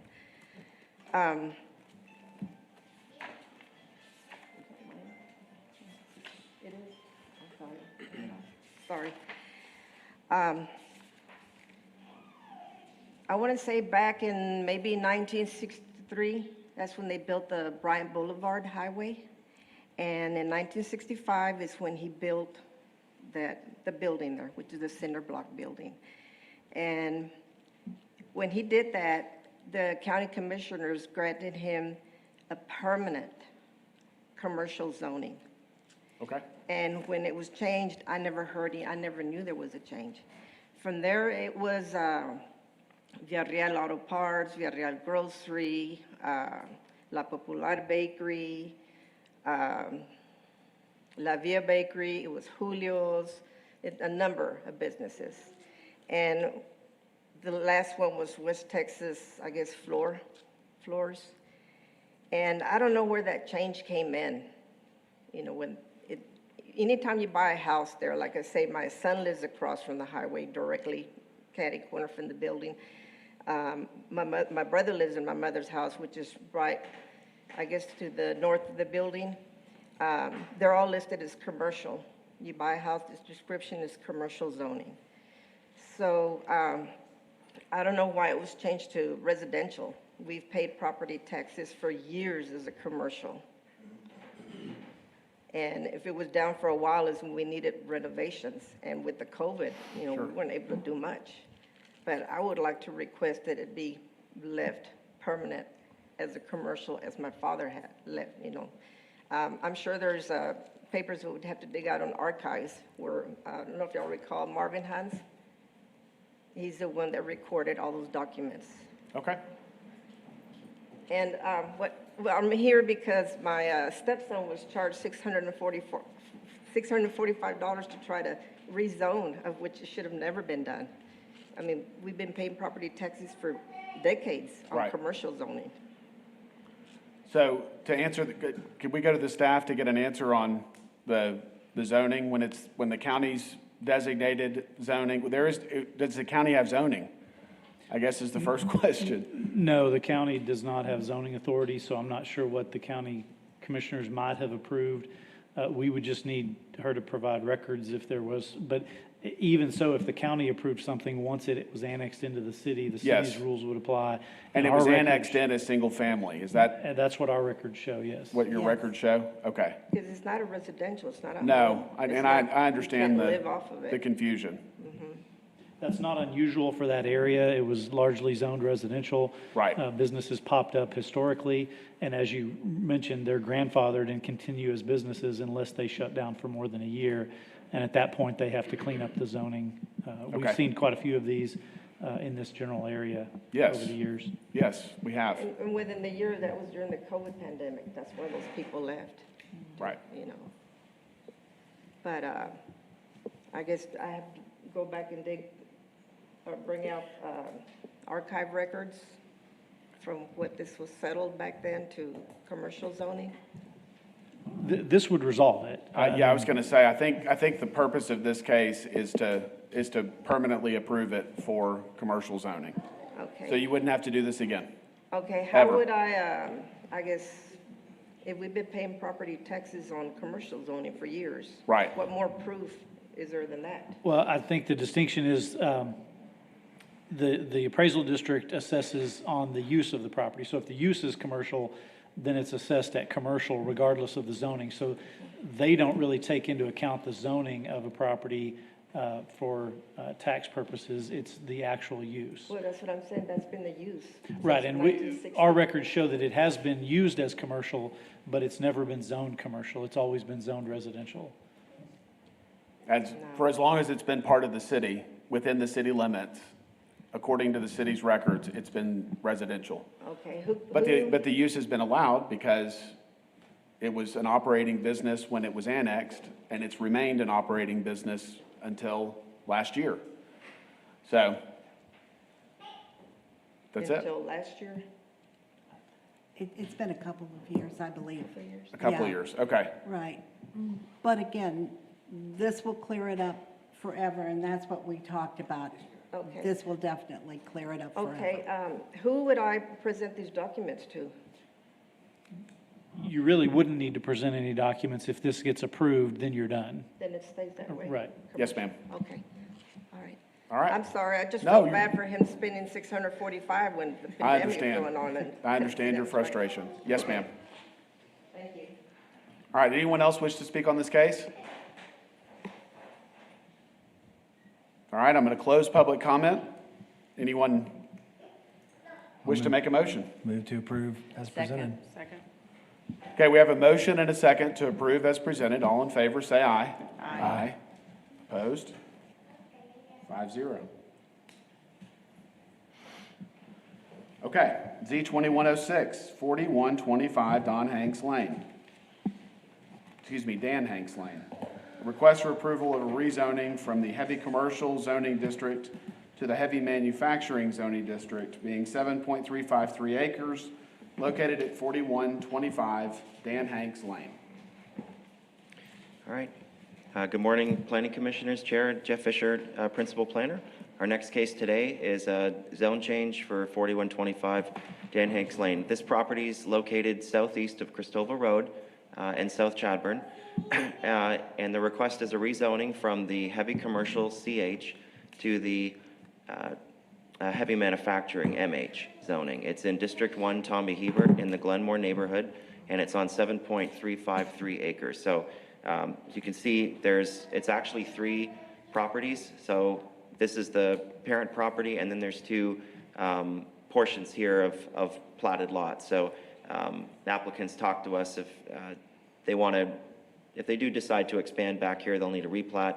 That does not affect the zoning at all today. So I'm going to go over this really quickly. Comprehensive plans industrial, so it does support rezoning to an industrial category like MH if it meets all the criteria. And as mentioned, the current zoning is CH. So 10 notices were mailed out. We did not receive any in favor or in opposition. We had 1 comment sheet that was returned by property owner number 3, which I sent you in your packet. They were concerned mainly about drainage, so I'll be sending that to engineering just to see if they had any concerns about that. And that looks like more about drainage in the area and not about this specific property. So I would just say there's none in favor and none in opposition, and then an unrelated issue. This is north on Cristobal Road, and this is so they have the existing location directly to the west at 3820 Cristobal Road. That's where they're located now. They want to move to this facility to the east off of Dan Hanks to provide larger building area, more opportunities for them to have their business and not be confined to the smaller property. This is an area that's predominantly industrial. It's been industrial since 2009. So they're kind of right in the middle of a couple industrial properties on either side. Everything from oil field equipment, there's a windmill company, and some vehicle repair. So that's north on Dan Hanks Lane right now, and that's looking south. So this is the subject property right now. So there's already several buildings there. This is a chemical manufacturing facility, and they do some processing as well. So it's that chemical mixing part. Everything else would fit under CH. It's really industrial service, but that one part that's doing the mixing of the chemicals is what pushed it up into MH. Staff rationale, we are supporting the request for approval based on the following. It's compatible with plans and policies. It's located in an area, I measured it on GIS, it's about 1.5 square miles as you go further east of industry. Again, that's been there since the 2009 comprehensive plan, and the zoning has been there. Most of those areas were rezoned pre-2000. Some of the rezonings, including the one to the west where they're at now, was zoned from CH to MH, just like this one in 2010. So it's consistent with the zoning ordinance. There's lots of room for parking, and if they want to expand and add another building, they'll be able to do that. It's compatible with the surrounding area.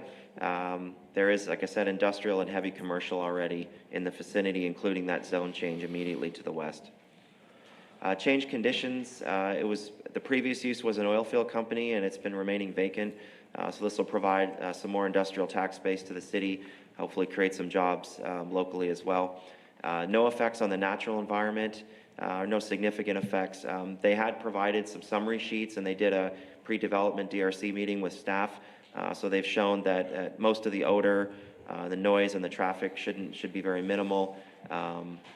If they're going to do this, most of the chemicals will be done inside and will be contained. So there shouldn't be any outdoor uses other than just occasional trucks coming in.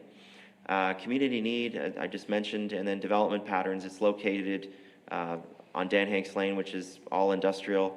And then once they get out of Dan Hanks Lane, you've got the corner of Christoval and Chadburn, which are two arterial roads that can accommodate those larger trucks. So we don't have any issues with that. And we're recommending approval of the rezoning from the CH zoning district to the MH zoning district on 7.353 acres at Dan Hanks Lane. That concludes staff's presentation. Any questions or comments? Any questions for the staff? And I think the applicant's here if they want to speak, so I'm just going to move it back to the map so you guys can, in case there's any discussion on that. All right, we're going to open it up for public comment. If you wish to speak on this case, please come forward, state your name.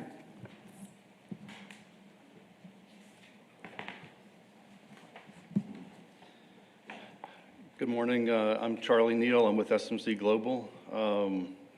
As was mentioned, we occupy the property on Christoval Road, and the processing there that we would do at the new facility would be the same as we do there now. So I'm here to answer any questions if there are any. Anyone have questions? Thank you, sir. Thank you. Appreciate it. All right, anyone else wish to speak on this case? We're going to close public comment. Anyone wish to make a motion or? Make a motion to approve. Okay. Second. We have a motion and a second to approve as presented. All in favor, say aye. Aye. Opposed? 5-0. Urban design reviews. The planning director has final authority for approval. Appeals may be directed to the planning commission. An appeal of an amendment to UDR 19-04, an appeal of the planning director's decision to partially deny an amendment to UDR 19-04, which approved new landscaping, internal sidewalks, and paint color changes, but denied a 6-foot-tall privacy fence built to the front property line, located at 5702 Melrose Avenue. Thank you. John James, Director of Planning and Development Services. You can see the location there of this development on the map. It is zoned for commercial, and although it is in basically one of the major entrances into the Bluffs neighborhood. Here are a few pictures. As mentioned, we did approve. The process is when a development like this comes in that's over a certain size, they have to submit an urban design review, and that's where we look at things like fencing and building materials and colors and landscaping and all of those sorts of design and appearance kinds of things. And so as they were in construction, they ended up doing some things differently than what were in the plans that got approved. So they submitted a revision or an amendment to the original approval, which we approved the changes to buildings, landscaping, et cetera. And the fence really is the only issue that's before you today. It's really this fence on the picture to the left. You can see the apartment homes behind that fence. Those fences, I believe, are 4 foot. And so the fences separating the yards from these homes is a 4-foot fence, but as it gets to the street there, it becomes a 6-foot fence. That creates some issues, not the least of which is that the zoning ordinance does not allow 6-foot fences up at a front property line. It has to be reduced to 4 feet. A couple of other issues that it's typically sidewalk design has fences and walls separated from the edge of the sidewalk just to give a little bit, designers call it shy distance, but basically if you're walking or you're in a wheelchair or pushing a stroller, it's not comfortable to have a wall directly adjacent, and you kind of have to scoot over. In this case, the sidewalk is right on the curb, which also isn't allowed by our standard sidewalk construction.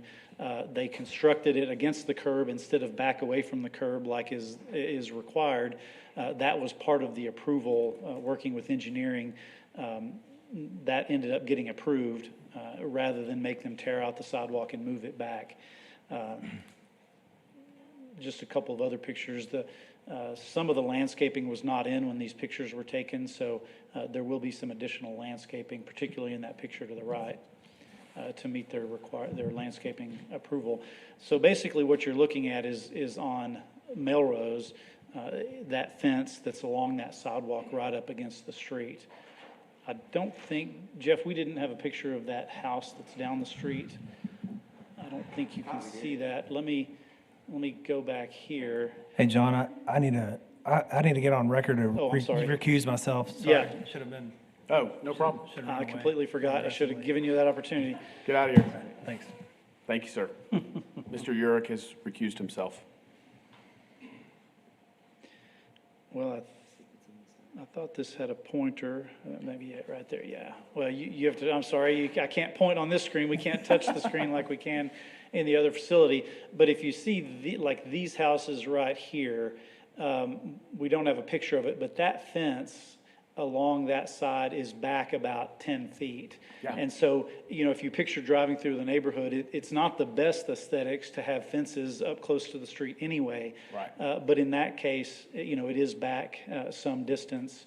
And so our concern is that creation of kind of a wall effect that's not the most attractive entrance into into the neighborhood. Again, that's the one picture on the left. It seems like one of the big issues here, this is a good representation. So all of these houses that front on Melrose, the front of those buildings is inward facing into the property. That's right. And so they're trying to fence the backyards of these homes. Is that Correct. correct? Now, that is correct. Now, I will point out, well, number one, that they designed it that way going in. And again, Right. their original design didn't even have a fence at all. Right. They decided to add these later. The other thing to remember about this is really, it's sort of a hybrid between single-family homes and an apartment complex. This is one large tract. It's not split up into individual properties. So really the way to look at this is an apartment complex where each apartment is its own separate unit. Yes. And so the design of that, if you think about it like that, it is a little bit different than a typical design where each home has its own very private backyard. As I mentioned, the fences separating 1 yard from the neighbor is only 4 feet as well. And so we think to be consistent, it should be a maximum of 4 feet. Again, I think this is on an upcoming slide, but they will have to go to the Zoning Board of Adjustment. Even if you approve the fence today, the Zoning Board of Adjustment will have to authorize a variance from the zoning ordinance because that particular type of fence, regardless of urban design reviews, a 6-foot fence is not allowed in a front yard under the zoning ordinance regardless. Is a fence of any kind allowed in the front yard? Yes, you can have a front What's yard permitted? fence if it's no taller than 4 feet. Okay. There are some unique circumstances like ranch and estate where if it's like an open fence, like a wrought iron fence, it can Yes. actually be taller. Yes. But then you have that see-through. It Yeah. doesn't create the barrier. I've already mentioned Melrose is a front yard. It also blocks the visibility of the approved landscaping. Part of the original design, and you can see on there, they planted some landscaping in those, what are effectively backyards of those homes, as part of the design element. But now with that fence, you can't see that landscaping. And so the aesthetic impact that it was supposed to have in terms of a streetscape just is no longer there with this tall of a fence. If they reduce it to 4 feet, there are some shrubs you still wouldn't be able to see, but then the trees that they've planted will be a little more visible. The fence is located in a utility easement. We don't specifically prohibit fences in utility easements, but they are often discouraged because if a utility company needs to come in there and dig up a line, they're going to remove that fence, and they're typically under no obligation to replace it. Now, the city or AAP or whoever often does replace fences, but they're under no obligation to. And so part of our recommendation is to move that fence out of that utility easement. That puts it about 10 feet back, similar to those other fences that I showed earlier. I already mentioned it doesn't provide that shy distance away from a sidewalk. Again, it's not compatible with their original plan. If they had come in with this plan initially, we could have gone some back and forth and worked out something. But because they just went out and built it without coming back for a revision, that created this issue. And so the reason I say that is, while we don't want to penalize people in a case like that, we also don't want to reward them for having done it incorrectly per their plans and now ask you to approve it after the fact, if you wouldn't have approved it before the fact. And as I mentioned, they will require a ZBA adjustment. So even if this gets approved by you all, the zoning board will have to consider whether or not to allow a variance to our normal fence height in a front yard. So our recommendation is to deny the appeal of the planning director's decision on the 6-foot fence and approve an alternative that they submit a revised plan showing the fence reduced to 4 feet as is allowed in zoning, and then to relocate it 10 feet back outside that utility easement. Be happy to answer any questions. So how large would the yard be then? That's exactly what I was gonna ask. Can you go back to that site Those are plan? not big yards to begin with. Well, and again, these are typical of apartments where you Right. often have, I've lived in apartments where your backyard is maybe 10 feet. Right. And so that was the original design concept of this in the first place. Jeff, I don't know the measurements on there, but if they do move it back 10 feet, I think that leaves them another 15 feet, if I remember. Yeah, it looks like it's approximately 25 feet to the end of that grass, maybe a little bit further. So they'll have about 15 feet of yard space.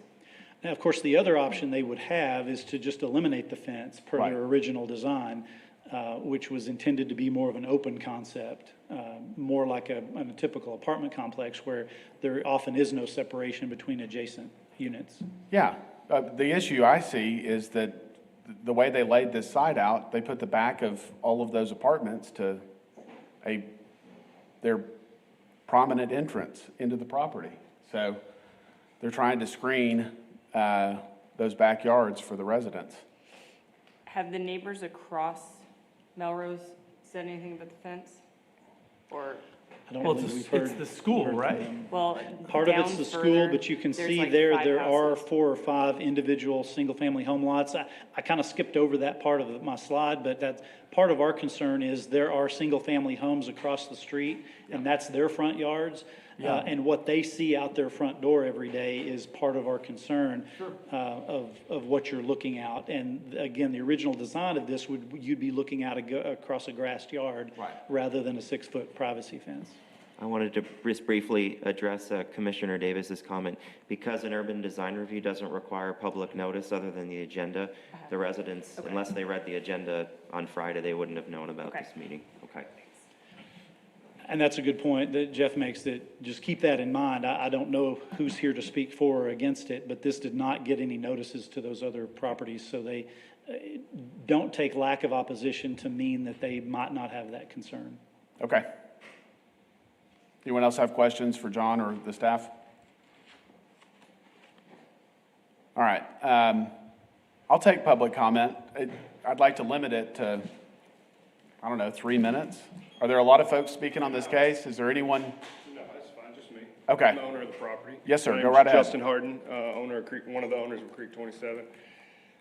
A couple of things that, as field changes happen, and you get into the construction processes, things are going to be different than what you thought on paper. The fence, and I'll go through these quickly.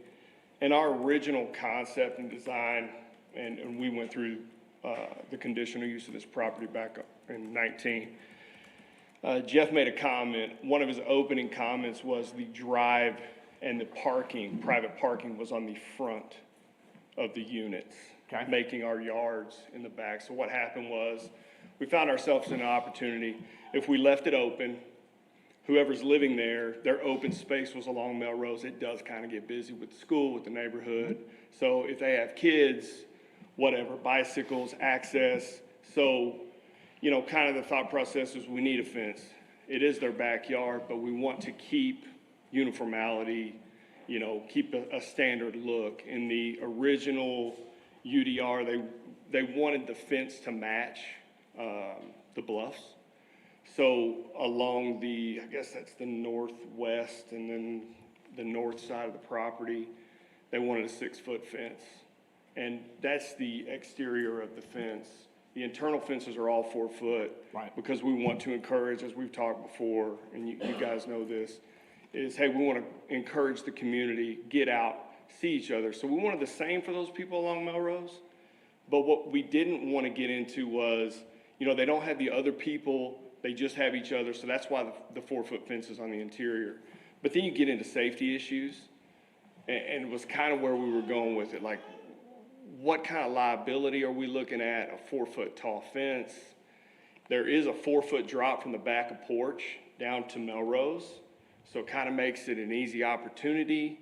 And, you know, I don't want to just make San Angelo into this dangerous place, but it's just that one time. You know, San Angelo's not. But, you know, one opportunity for somebody, a 6-foot fence may deter them. The original plans did have the 4-foot wide sidewalk back 2 foot, but there is zoning or code for residential in this city, because we are using residential code on the units and we're using commercial codes on the amenity center. So residential code in San Angelo states that if, and this kind of goes with the shy distance, if you don't have shy distance, they want you to widen. So we widened the sidewalk to 5 feet because we put that fence. And then so that's why, because we put it back a curb. So since we put it back a curb, since we were gonna have no shy distance, we made it 5 feet. Back a curb, engineer actually came out and he kind of encouraged it to my builder. I can have a discussion with those guys and will if you guys deny, but at the end of the day, he came out and said, hey, why don't you do 5 foot, push it back a curb? And, you know, and he passed it and gave the permit for it. So it fell within the codes. It's open for interpretation, like John said, because there's no precedence here in San Angelo. Like, you know, all the apartment complexes are the same as most cities, and having a property like this, you want to make sure that you're taking care of, the aesthetic, which I think the aesthetic's an opinion thing. I kind of happen to think it looks good. But the people that live there, like, what's the concern? You know, also you have to consider if there's an opaque fence or a 4-foot fence, people driving by, you know, you got people in the morning drinking their coffee out in their robes, or they keep their bikes back there. Yeah. I mean, you could go either way with the aesthetic. Like, the traffic's in the morning and the evening. That's when people are going to be out on their porch. They're going to be hanging out, doing whatever they're doing. And does the people in the bluffs want to go in and out? You know, the school's far enough down. The fence isn't in front of it. The fence isn't directly across from the school at all. So, you know, we felt it was necessary for the people that rented the units along Melrose. And then we also have to consider that we are a pet friendly. We don't deny any dogs. Let's say the big dog hops the 4-foot fence. It's been known to happen. It's running up and down the street. Got a school down there. Kids walking home. I mean, there's a lot of what ifs, and it's all coming down to aesthetics. And that's an opinion. So that's where is, you have 4-foot fences inside the property? Yes, sir. Yeah, here. Are you 6 foot on either end? I'm only 6 foot on the perimeter. I'm 6 foot here, and then as it comes up, Right, but I'm talking about like in that entrance. Right here. Are you 6 foot right there on the side? Sir, and then just right here, and just right here. Everything else is 4-foot fence. Okay. All right. So if you will, there's a 4-foot fence going in between. Yeah, between them. Yeah. What about on the back side over here? Right here? Yes. This is a retaining wall, and we built it up, so like it's 4 foot here, 5 foot here, so we built the fence up to be 6. Okay. Because that separates the property. Yeah. Mr. Harden? Yes, sir. I think I included it on here. If you go one forward or one back, it's the site plan that has the fences on it. Oh, I don't. Mr. James will show. Oh, that Yeah, would break okay. There we go. Thank you. Okay. Yeah. Do you have any fencing on the north side? Yeah, we're gonna fence the whole thing. Yeah. Okay. So I felt like this being a 6-foot fence maintained the integrity of the perimeter of the rest of the property. I understand. So the green is 4-foot fence and red is Yes, 6 sir. foot, is that right? That's right. Okay. Okay. Thanks, guys. Thank you, Justin. Let me clarify one thing. There was some discussion, I mentioned sidewalk, he's mentioned sidewalk. That's not part of your decision. That's already been approved. Right. The change to the sidewalk. So just want to make sure you understood that. So what are you asking us to do? The question is, should he be allowed to amend his urban design review to have a 6-foot fence in that front yard? Okay. So just for clarification, the 6-foot fence is going to go around whatever the north or the west, or the whole property will essentially have a 6-foot yeah, fence, making it a community. The only part in question is along Melrose. Okay. Correct. The rest was already approved. Okay. But it's not you're not gated. You don't have restricted access into the property. Okay. Yeah, so it is only the fencing along Melrose. The rest of the 6-foot fencing around the perimeter is allowed and So approved. who approved this? He said that he had a permit for it. I think he was talking about the sidewalk. Now, there's some questions about that, but Said that's. engineering approved the fence. Engineering approved allowing the sidewalk adjacent to the curb instead of 2.5 feet back, which is what the standard city code requires. Hi, I'm Mindy Davis. I live in the Bluffs, 6030 Westminster. I take Melrose home multiple times a day. Yeah. And I do love the look of this property, but for aesthetics, privacy, I do think it's important to keep that 6-foot fence there. The sidewalks were widened to accommodate the higher fences. The people across from Melrose, which I do not live across, but the people living across from Melrose, they don't want to step out their front door and see someone in their row smoking a cigarette or having their dog do their morning business while they're drinking coffee. Front yard, backyard, that's the issue here. This is those people, their only private space outside is this gated fence. And although there's 4 fences in between, the 6-foot from the road provides them extra privacy from traffic, sound, noise, the other people across the street, the school buses coming back and forth. And so they did not sign up to live in an apartment complex. They signed up to live in this particular facility, which included a yard with a fence that was private. So I do think it's important to keep that in mind. Again, I do love the this particular property because I think it brings a new dynamic to San Angelo, and I think it's great for our city. But I do believe also that it's important to give those people privacy as well as maintain the integrity, not only of that particular, the aesthetics of that particular location, but also the bluffs in general. Us coming home every day, we don't want to see that either as we're driving down that road. So I do think that widening the sidewalk was accommodation for that. So, thank you. Thank you. Anyone else have public comment? All right, I'm going to close public comment. I understand the issue, I think, pretty clearly. Personally, if the fence was set back 10 feet and you could landscape that area a little bit, it would, I think, help a ton. But you got a guy that's built a fence right along the sidewalk. And so it poses a challenge. So I don't see, honestly, any issue with it being 6 foot tall by any means. I think that, the privacy thing was definitely addressed. Also, I mean, if you think about it, if any of those people did have a dog that jumped a 4-foot fence, that dog's heading to the highway. You Right. know, I mean, so like safety on that aspect. Plus, you know, again, if there's dogs in the yard and it's a 4-foot fence and you've got kids walking home along that sidewalk, you just never know. I think that and I understand that originally those lots were plotted that they were supposed to be the front yard, but it's reversed now. Yes. So I don't see any issue with the height of the fence by any means, especially with the sidewalk being widened in order to take away the shadow, whatever Right. it's called, so. You know, I don't know. I And live then- 3 blocks from there, and I'll tell you, I think those guys and girls did a fantastic job building that place. I think it looks great. I like the way the fence is. Look, first of all, if we wouldn't have even mentioned having the 10-foot setback with the landscaping, then nobody would even have called it out, right? I don't think there's a single person that drives by that beautiful property and says, man, I wish there was some landscaping 10 feet back, right? I agree. I think it would look fantastic if it was, but I'm talking about where they are today. I think they did a bang-up job. Again, I live right there.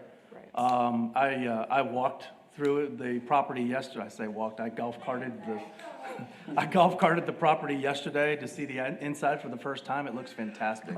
I think they did a great job. And I have zero problem with where it is today.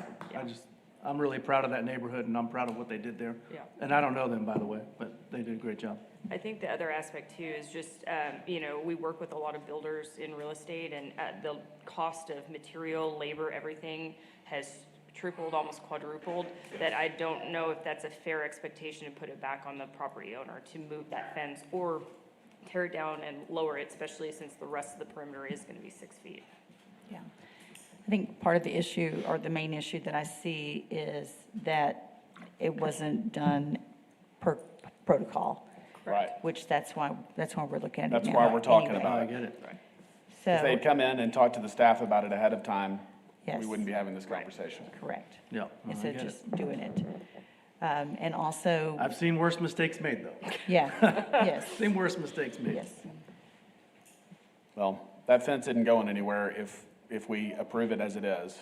So this is our only chance as a community to make a change if landscaping matters, and getting a few trees or shrubs in that front yard space ahead of the fence to soften it, I think would make a difference. But I understand the cost aspect, and it's on one hand, it's not fair, but on the other, it makes sense that they would have come into the city before they put that fence in, especially considering the expense. Yeah. No, you're So, right. all right, anyone want to make a motion?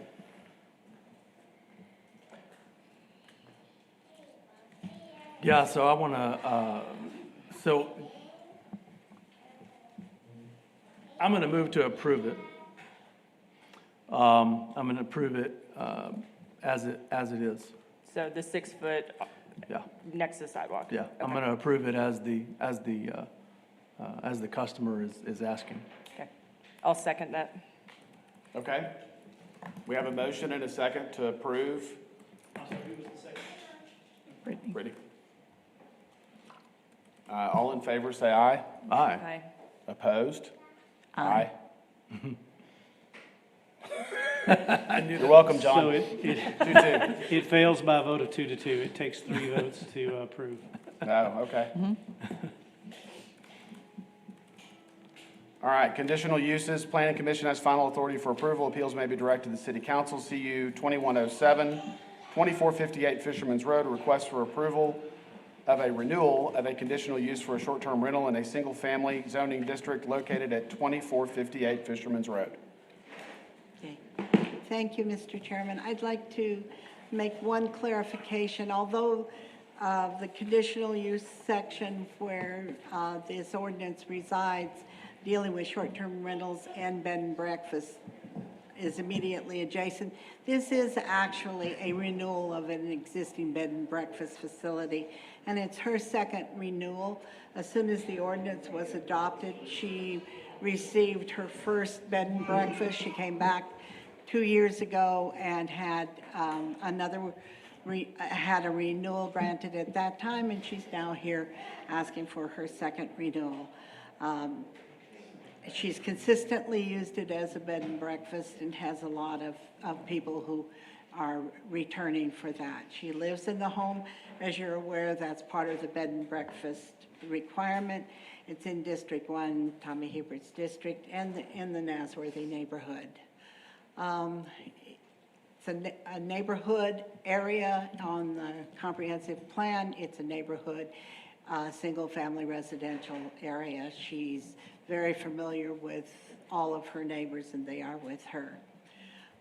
This is a picture of the front of the property, and as you see the property as you drive by, there's no indication, of course, that it is a bed and breakfast if you didn't know that it was.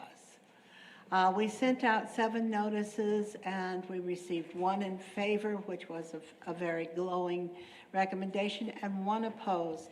And the person who wrote the one that is opposed, I went back and talked to them. Their concern is that the people who come there don't have good water usage understanding of safety.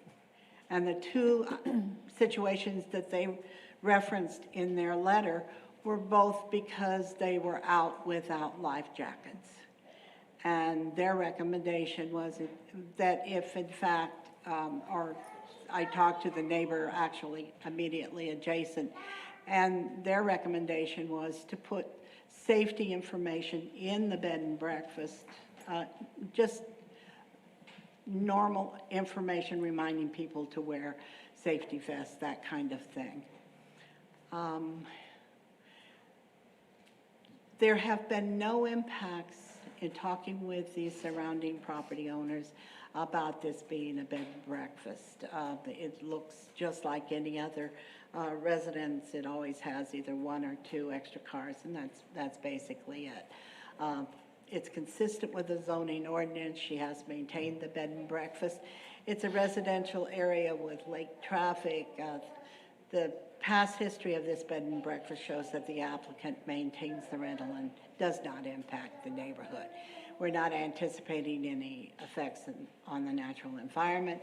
And staff does believe that there's obviously a demonstrated need out on the lake. We get requests constantly, and particularly for short-term rentals, and because of the requirement of the 500 feet, many of those aren't able to be granted. This bed and breakfast has shown that it meets the needs and is constantly being rented. And there are no changes anticipated because this is an existing bed and breakfast. Staff is recommending renewal of the conditional use for the bed and breakfast at 2458 Fisherman's Road with 2 conditions of approval. That's maintaining the off-street parking on the premises and everything else inconsistent with the manner as the ordinance dictates. And operation of the bed and breakfast also needs to be consistent with section 406. Again, she has done that, and that's why staff is recommending approval. In checking with the police department, the fire department, the building department, and code enforcement, she has had no referrals. Okay. Thank you, Sherry. Any Anyone have questions for Sherry? All right, we're going to open it up for public comment. If you wish to speak on this case, please come forward, state your name. I'm going to close public comment. Make a motion to approve as presented. Second. We have a motion and a second. All in favor, say aye. Aye. Opposed? 5-0. CU 2108, 4630 Permian Drive. Request for approval of conditional use for telecommunications facilities within general commercial zoning district for a property located at 4630 Permian Drive. As you indicated, this is a conditional use for a 150-foot telecommunication tower on the lot that's highlighted up there. The general commercial is the zoning for that area. It is in District 1, Tommy Hubert's district, and it's in the Rio Vista neighborhood. When we get to the zoning map, you can see that it's almost entirely heavy commercial around just this area that is general commercial. There are no other towers in that immediate area. And so staff was able to discern that it met the criteria that we used to review. The tower is intended to be 140 foot from the front property line, 35 foot from each side, and 35 foot from the rear, which meets all of the requirements. There's a residential or motel just immediately adjacent. She did talk to me about it. After we went through there, she indicated that she did not have a problem with it. 11 notices were mailed out. We received one in favor, and that was the lady with the motel who called, and none in opposition. Again, we do not anticipate that there are going to be any impacts from the telecommunication tower.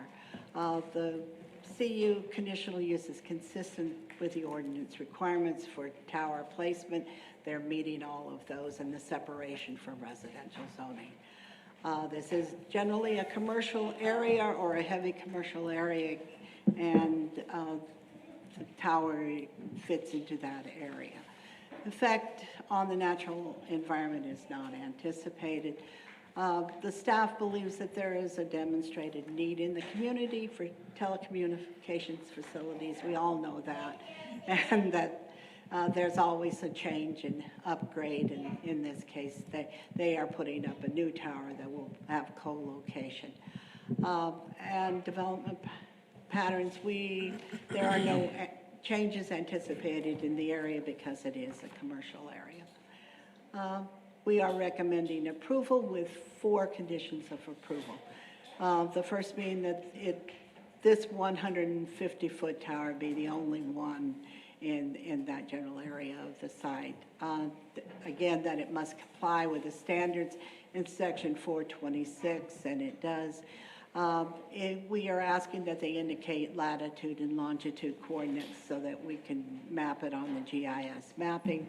And 4, that the tower and equipment, including the platform and pad, shall be maintained within the triangle identified on the site plan, and they've indicated that it's going to be. Are there any questions? No? Okay. We're going to open it up for public comment.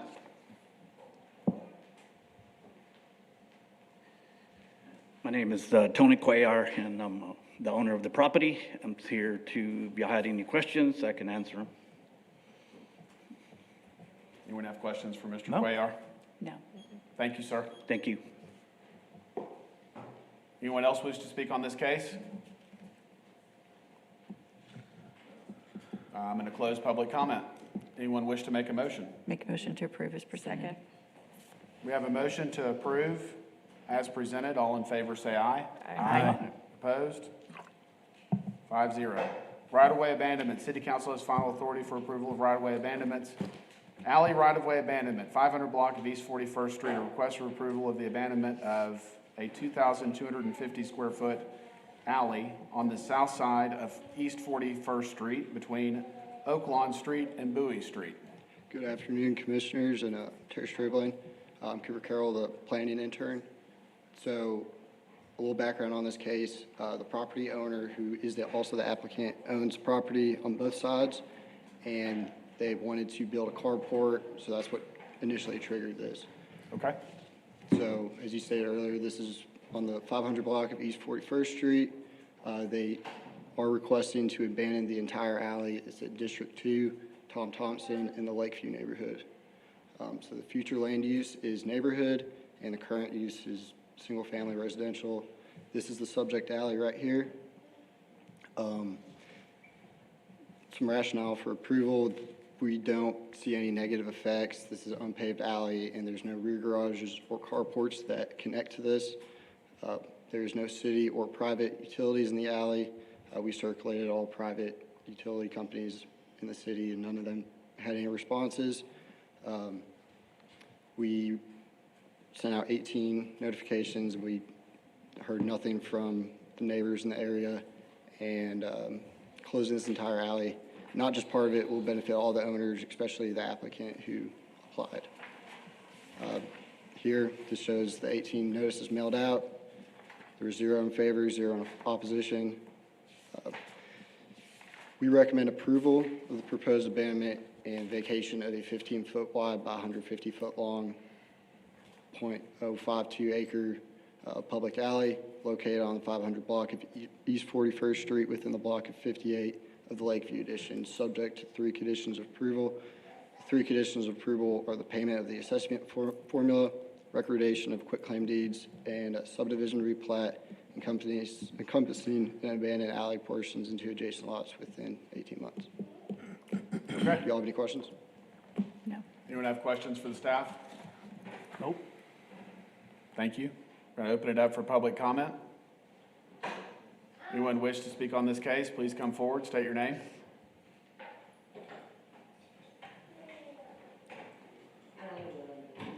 Okay, on the comments below, where it says getting the plaque and all that, I know we have to get the plaque done. When do we do that? I'm sorry, ma'am. Within 18 months of the approval. Ma'am? Within 18 months of the approval, you would have to have the property replatted. Is that, Sure, please. So we changed that. I guess it didn't get passed on in this Oh, okay. draft. It's actually 36 months. 36 months. So am I approved for my No. land or what? Okay. You want to build a I'm carport? confused. Okay. Are you building a carport?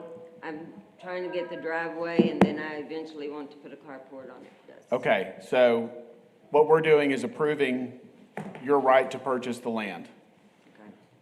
I think, and correct me if I'm wrong, John, but she's going to have to pay for the land if she wants to build a carport.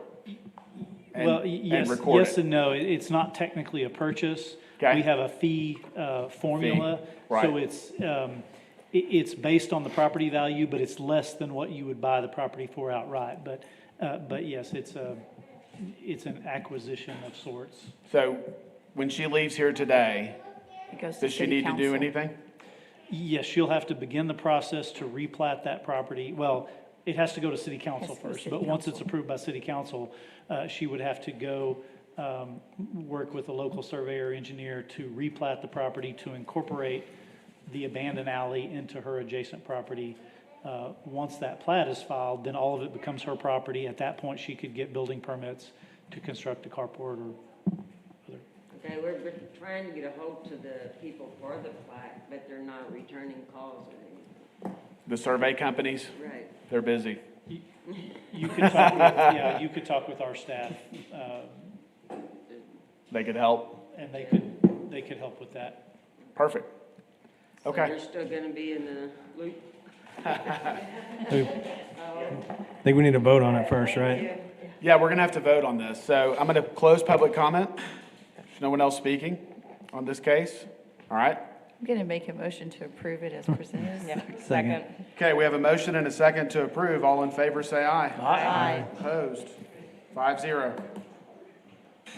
Okay, right-of-way alley abandonment. 500 block of East 44th Street. Request to approve an abandonment of 2,250 square feet of alley on the north side of East 44th Street between Oak Lawn and Bowie. Yes, sir. So a little background on this one. The applicants, they have been taking care of the alleyway. They've been mowing it. They've talked to their neighbor to the west, and he had no issue with them acquiring this alley. Okay. So, as stated, this is located on the 500 block of East 44th Street. They are requesting to abandon this entire alley. This is in District 2, Tom Thompson of the Lakeview neighborhood. Future land use is neighborhood, and the current is single-family residential. This is a picture of the subject alley. So there is no negative effects that we see with traffic patterns. It's unpaved, and there's no rear garage or carports. There's no private utilities in the alley. There is, we talked to the city, there is a 6-foot sewer line within the alley, so they're going to require an unobstructed easement. We've had no responses from circulated residents to date, and this will benefit the property owner who's already taking and maintaining the alley.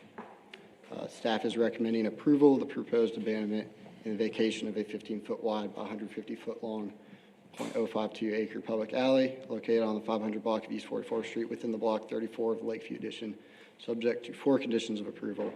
That is the payment of the assessment formula, recordation of quitclaim deeds, subdivision replat encompassing the abandoned alley portions into adjacent lots within 36 months, and to provide an unobstructed 15-foot easement to the satisfaction of the city. Thank you. Do you have any questions? Any questions? Nope. All right. Thank you. Going to open it up for public comment.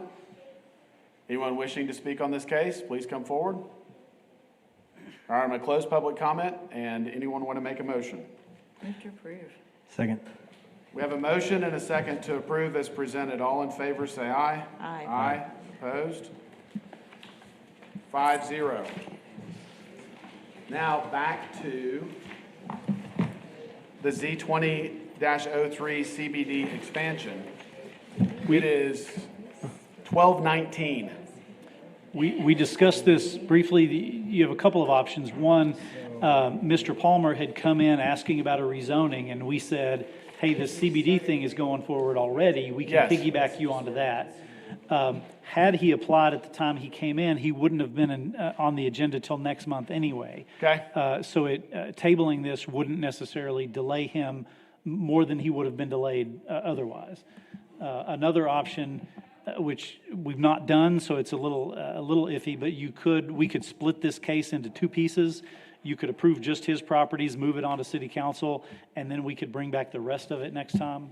I'm inclined to continue the whole thing, if you guys are. Let's just finish it up. Y'all want to go through this now? Get on Or with do you want to life. do it in the next meeting? I want to finish it. Please. There's no reason to delay again. Yeah, we're already here Yeah, at we're here. 12:19. What's another 30 Jeff, minutes? did you order lunch? Getting a little hungry over here. Okay. And I think Jeff can make our Tim presentation Hortons. quick. Again, it's mostly what you saw last time. Getting hangry. We just, I'll be completely honest, I am a little hungry. It's past my lunch hour. I'll cut into my eating time. so again, I think we can be pretty quick. Let's go. It's largely what you heard last time, but we subtracted out some of the areas of concern that you raised. Okay. So our recommendations to approve are going to stay the same. So instead of going over all that criteria, like John Yes. said, I'm just going to focus on the changes and we'll go quickly. Okay. So after further discussion with some of the Z2003 CBD Northwest. So this is the change. We decided to pull back because we were getting a lot of concerns from the industrial property owners that were zoned ML, not wanting to change to CBD. Their biggest concern, some of those uses, as we know from last month, would be outzoned without a conditional use. The second issue we looked at is 10% outdoor storage is the maximum in CBD.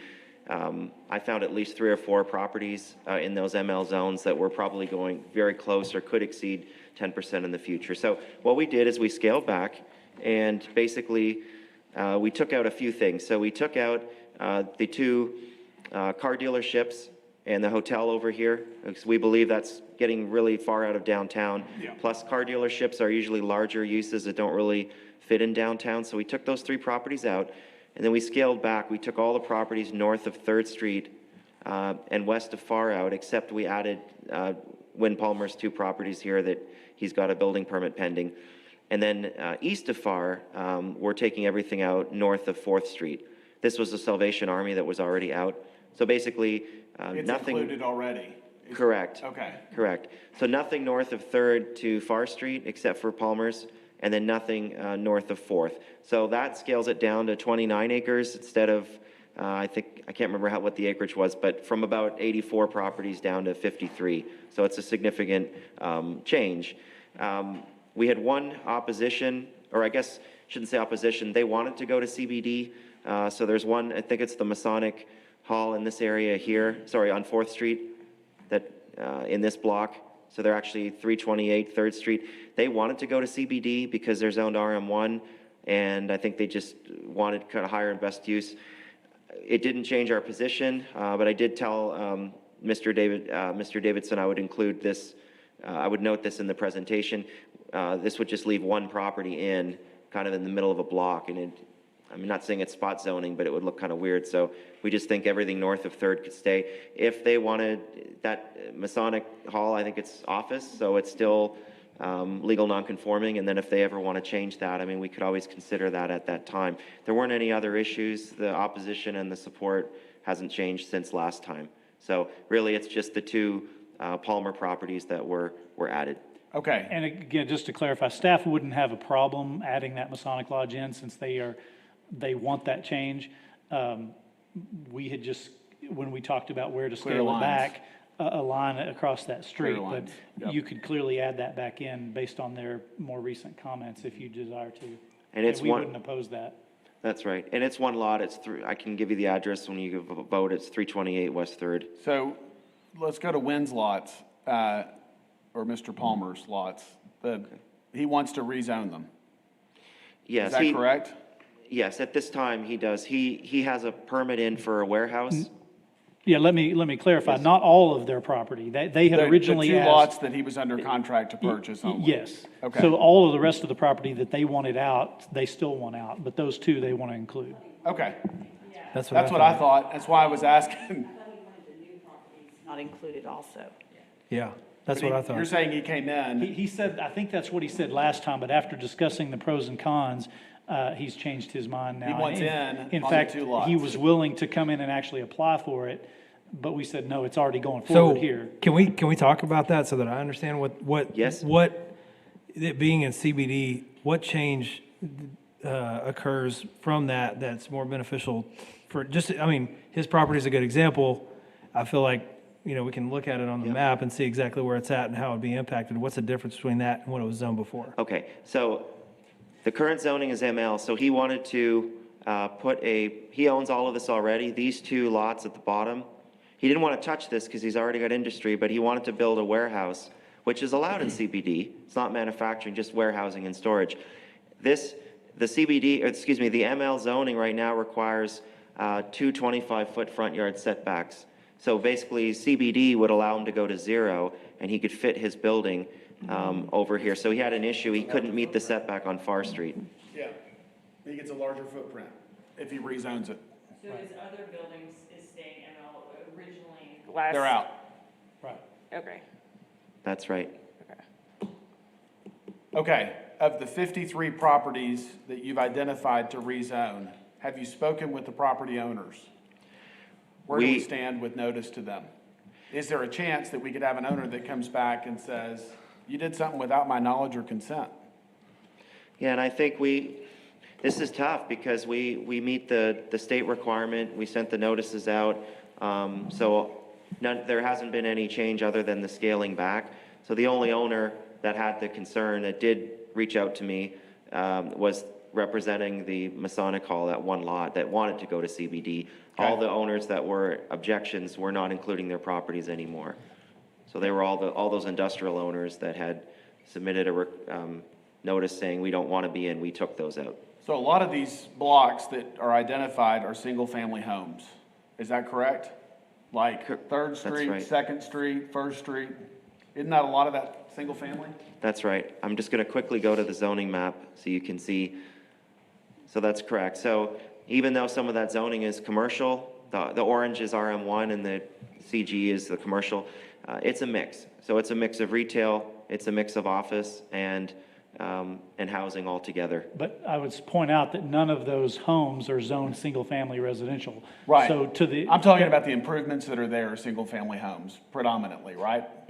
Many of them, yes, but Okay. to the extent that they would be non-conforming under the CBD, they would also be non-conforming under the Whatever existing it is zone. they have now. I Right. understand. It puts them in no worse situation. Right.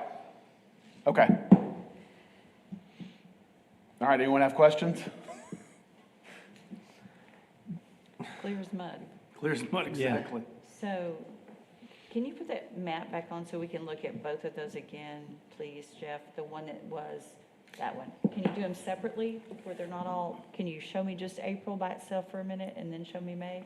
I don't think we have a slide that has April, the Okay. April map, big full screen, do we, Jeff? No. Okay. That was, So basically, just if this helps a little bit with the pointer, these 3 properties are out right? in May. And then from Bryan over, north of Third Street Out. is out. Yep. Palmer is in, there's just these two. And then everything north of Fourth Street is out. So all of this up here is out. Yeah, all of that north of the railroad tracks and up on the Houston Heart, all that's out. Is it ML zoned right now, Correct, predominantly? that's right. Okay. And we think this is probably a good compromise for now. It gets the properties that already have, most from our research, most of those properties are already, the commercial ones would be legal in the CBD, and the housing, so you'd have the 0-foot setbacks. It just allow a little more flexibility, and then leave those industrial owners that didn't want to be in out of it. For the most part, the CBD zoning is more flexible and broader than the existing zoning for these properties, is it not? Yes, in fact, I mean, really the only things you can't do are the really industrial uses and the outdoor storage. You can't have a whole lot that's just filled with storage. Those are really the two main differences. Okay. So if someone has an existing industrial use with excessive outdoor storage, are they one of the 53 properties that's being rezoned? Are there any properties that are being rezoned that have big yards that are all of a sudden in non-compliance, or is it a legal non-conforming when it becomes rezoned? Are there any cases where that, okay, go ahead. So these are the outliers, the nonconformities that are still in this CBD zoning. So the red circles are their uses that fall under industrial services. That includes a landscape contractor company here, an electrical contractor. So I think the landscaping here, it's hard to tell from standing from the street, but they might have, for example, more than 10% outdoor storage. This vehicle repair here, probably not. Most of their uses are, the vehicles themselves that are being repaired outside are not going to be considered outdoor storage. So I would say this one's going to be an issue. And then I think the roofing company definitely is over 10%, like their whole yard is covered. So I think Hartman Roofing and the landscaping, I would say those two are going to have issues with 10%. Well, but remember, they're grandfathered. I was going to say, Yeah. so when we make this change, what happens to those guys? They would be allowed to continue as is for as long as they. As long as they have an uninterrupted business. Correct. But, correct me if I'm wrong, but in the past meeting, if they wanted to add anything, like let's say Hartman needed more storage, then he is non-compliant. Right. They could not expand, but they could continue as is. Has anyone talked to Hartman? Like, I feel like if somebody actually like understood that, I don't know if he would still want to be part of the CBD personally. No, we haven't had discussions with them. They received their notifications. They did. And I think that was when we first reached out, it started with Ms. Bucher when she was here last year, and she had sent out the notices, and so we had kept out all those people that had objections at that time. And then we sent it out in April again, so based on that, we assumed that if they didn't have objections last year, it probably wouldn't change, but I understand Commissioner Davis's concerns also. Now that we've reduced the number to this amount, I think, particularly with the roofing company, we could contact them between this meeting and city council. Our intent all along was to remove anyone who was opposed. Right. Yeah. So I think we could contact them, and if they do say they're opposed, staff would recommend withdrawing them prior to council. I mean, I feel like a lot of the time those letters get lost, or maybe the receptionist opened it, didn't really know, and probably didn't get handed off. Like, that just worries me a little bit, just having them lumped in there if they really don't know what's happening for future growth. Yeah. So. I share the same concerns with those properties that are non-conforming. But the only ones that fit in that box are the ones you've circled on this map, right? That we're aware of from our ground research. I would point out that I believe the roofing company and that property to the south, both are non-conforming in terms of buildings. So they have buildings that are too close to the street, the setbacks. Yes. So if those buildings burn down, they would not be able to reconstruct as is, but under the CBD zoning, they would. So there's definitely, from their perspective, pros and cons. Trade-off of benefits. Yeah. Yeah, I understand. Okay. Anyone else have questions or wish to make a motion? No? How do you make it? I'm like, I don't even know how to. Luke's pondering it. Go ahead, Luke. Yeah.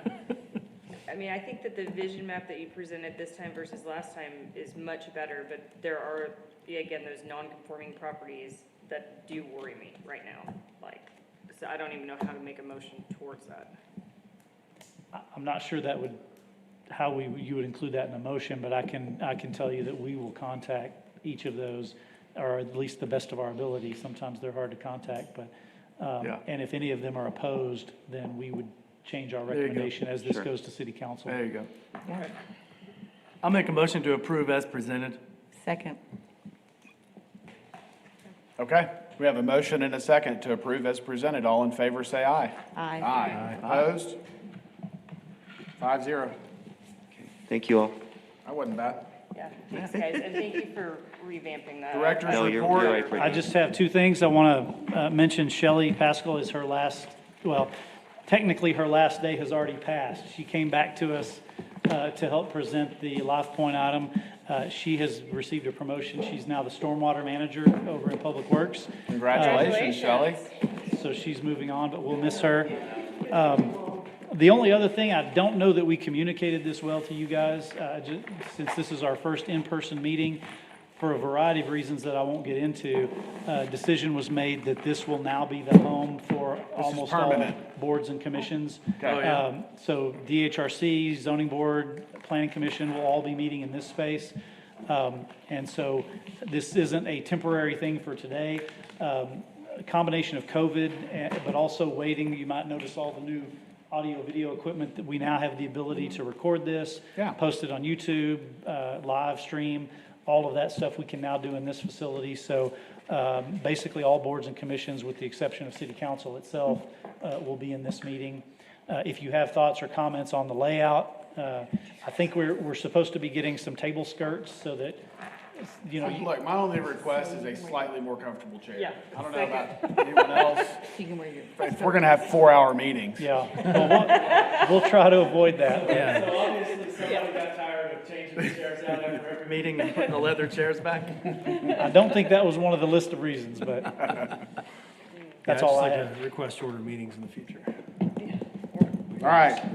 On that note, future meeting agenda and announcements. The next regular meeting of the Planning Commission is tentatively scheduled to begin at 9 a.m. on Monday, June 21st.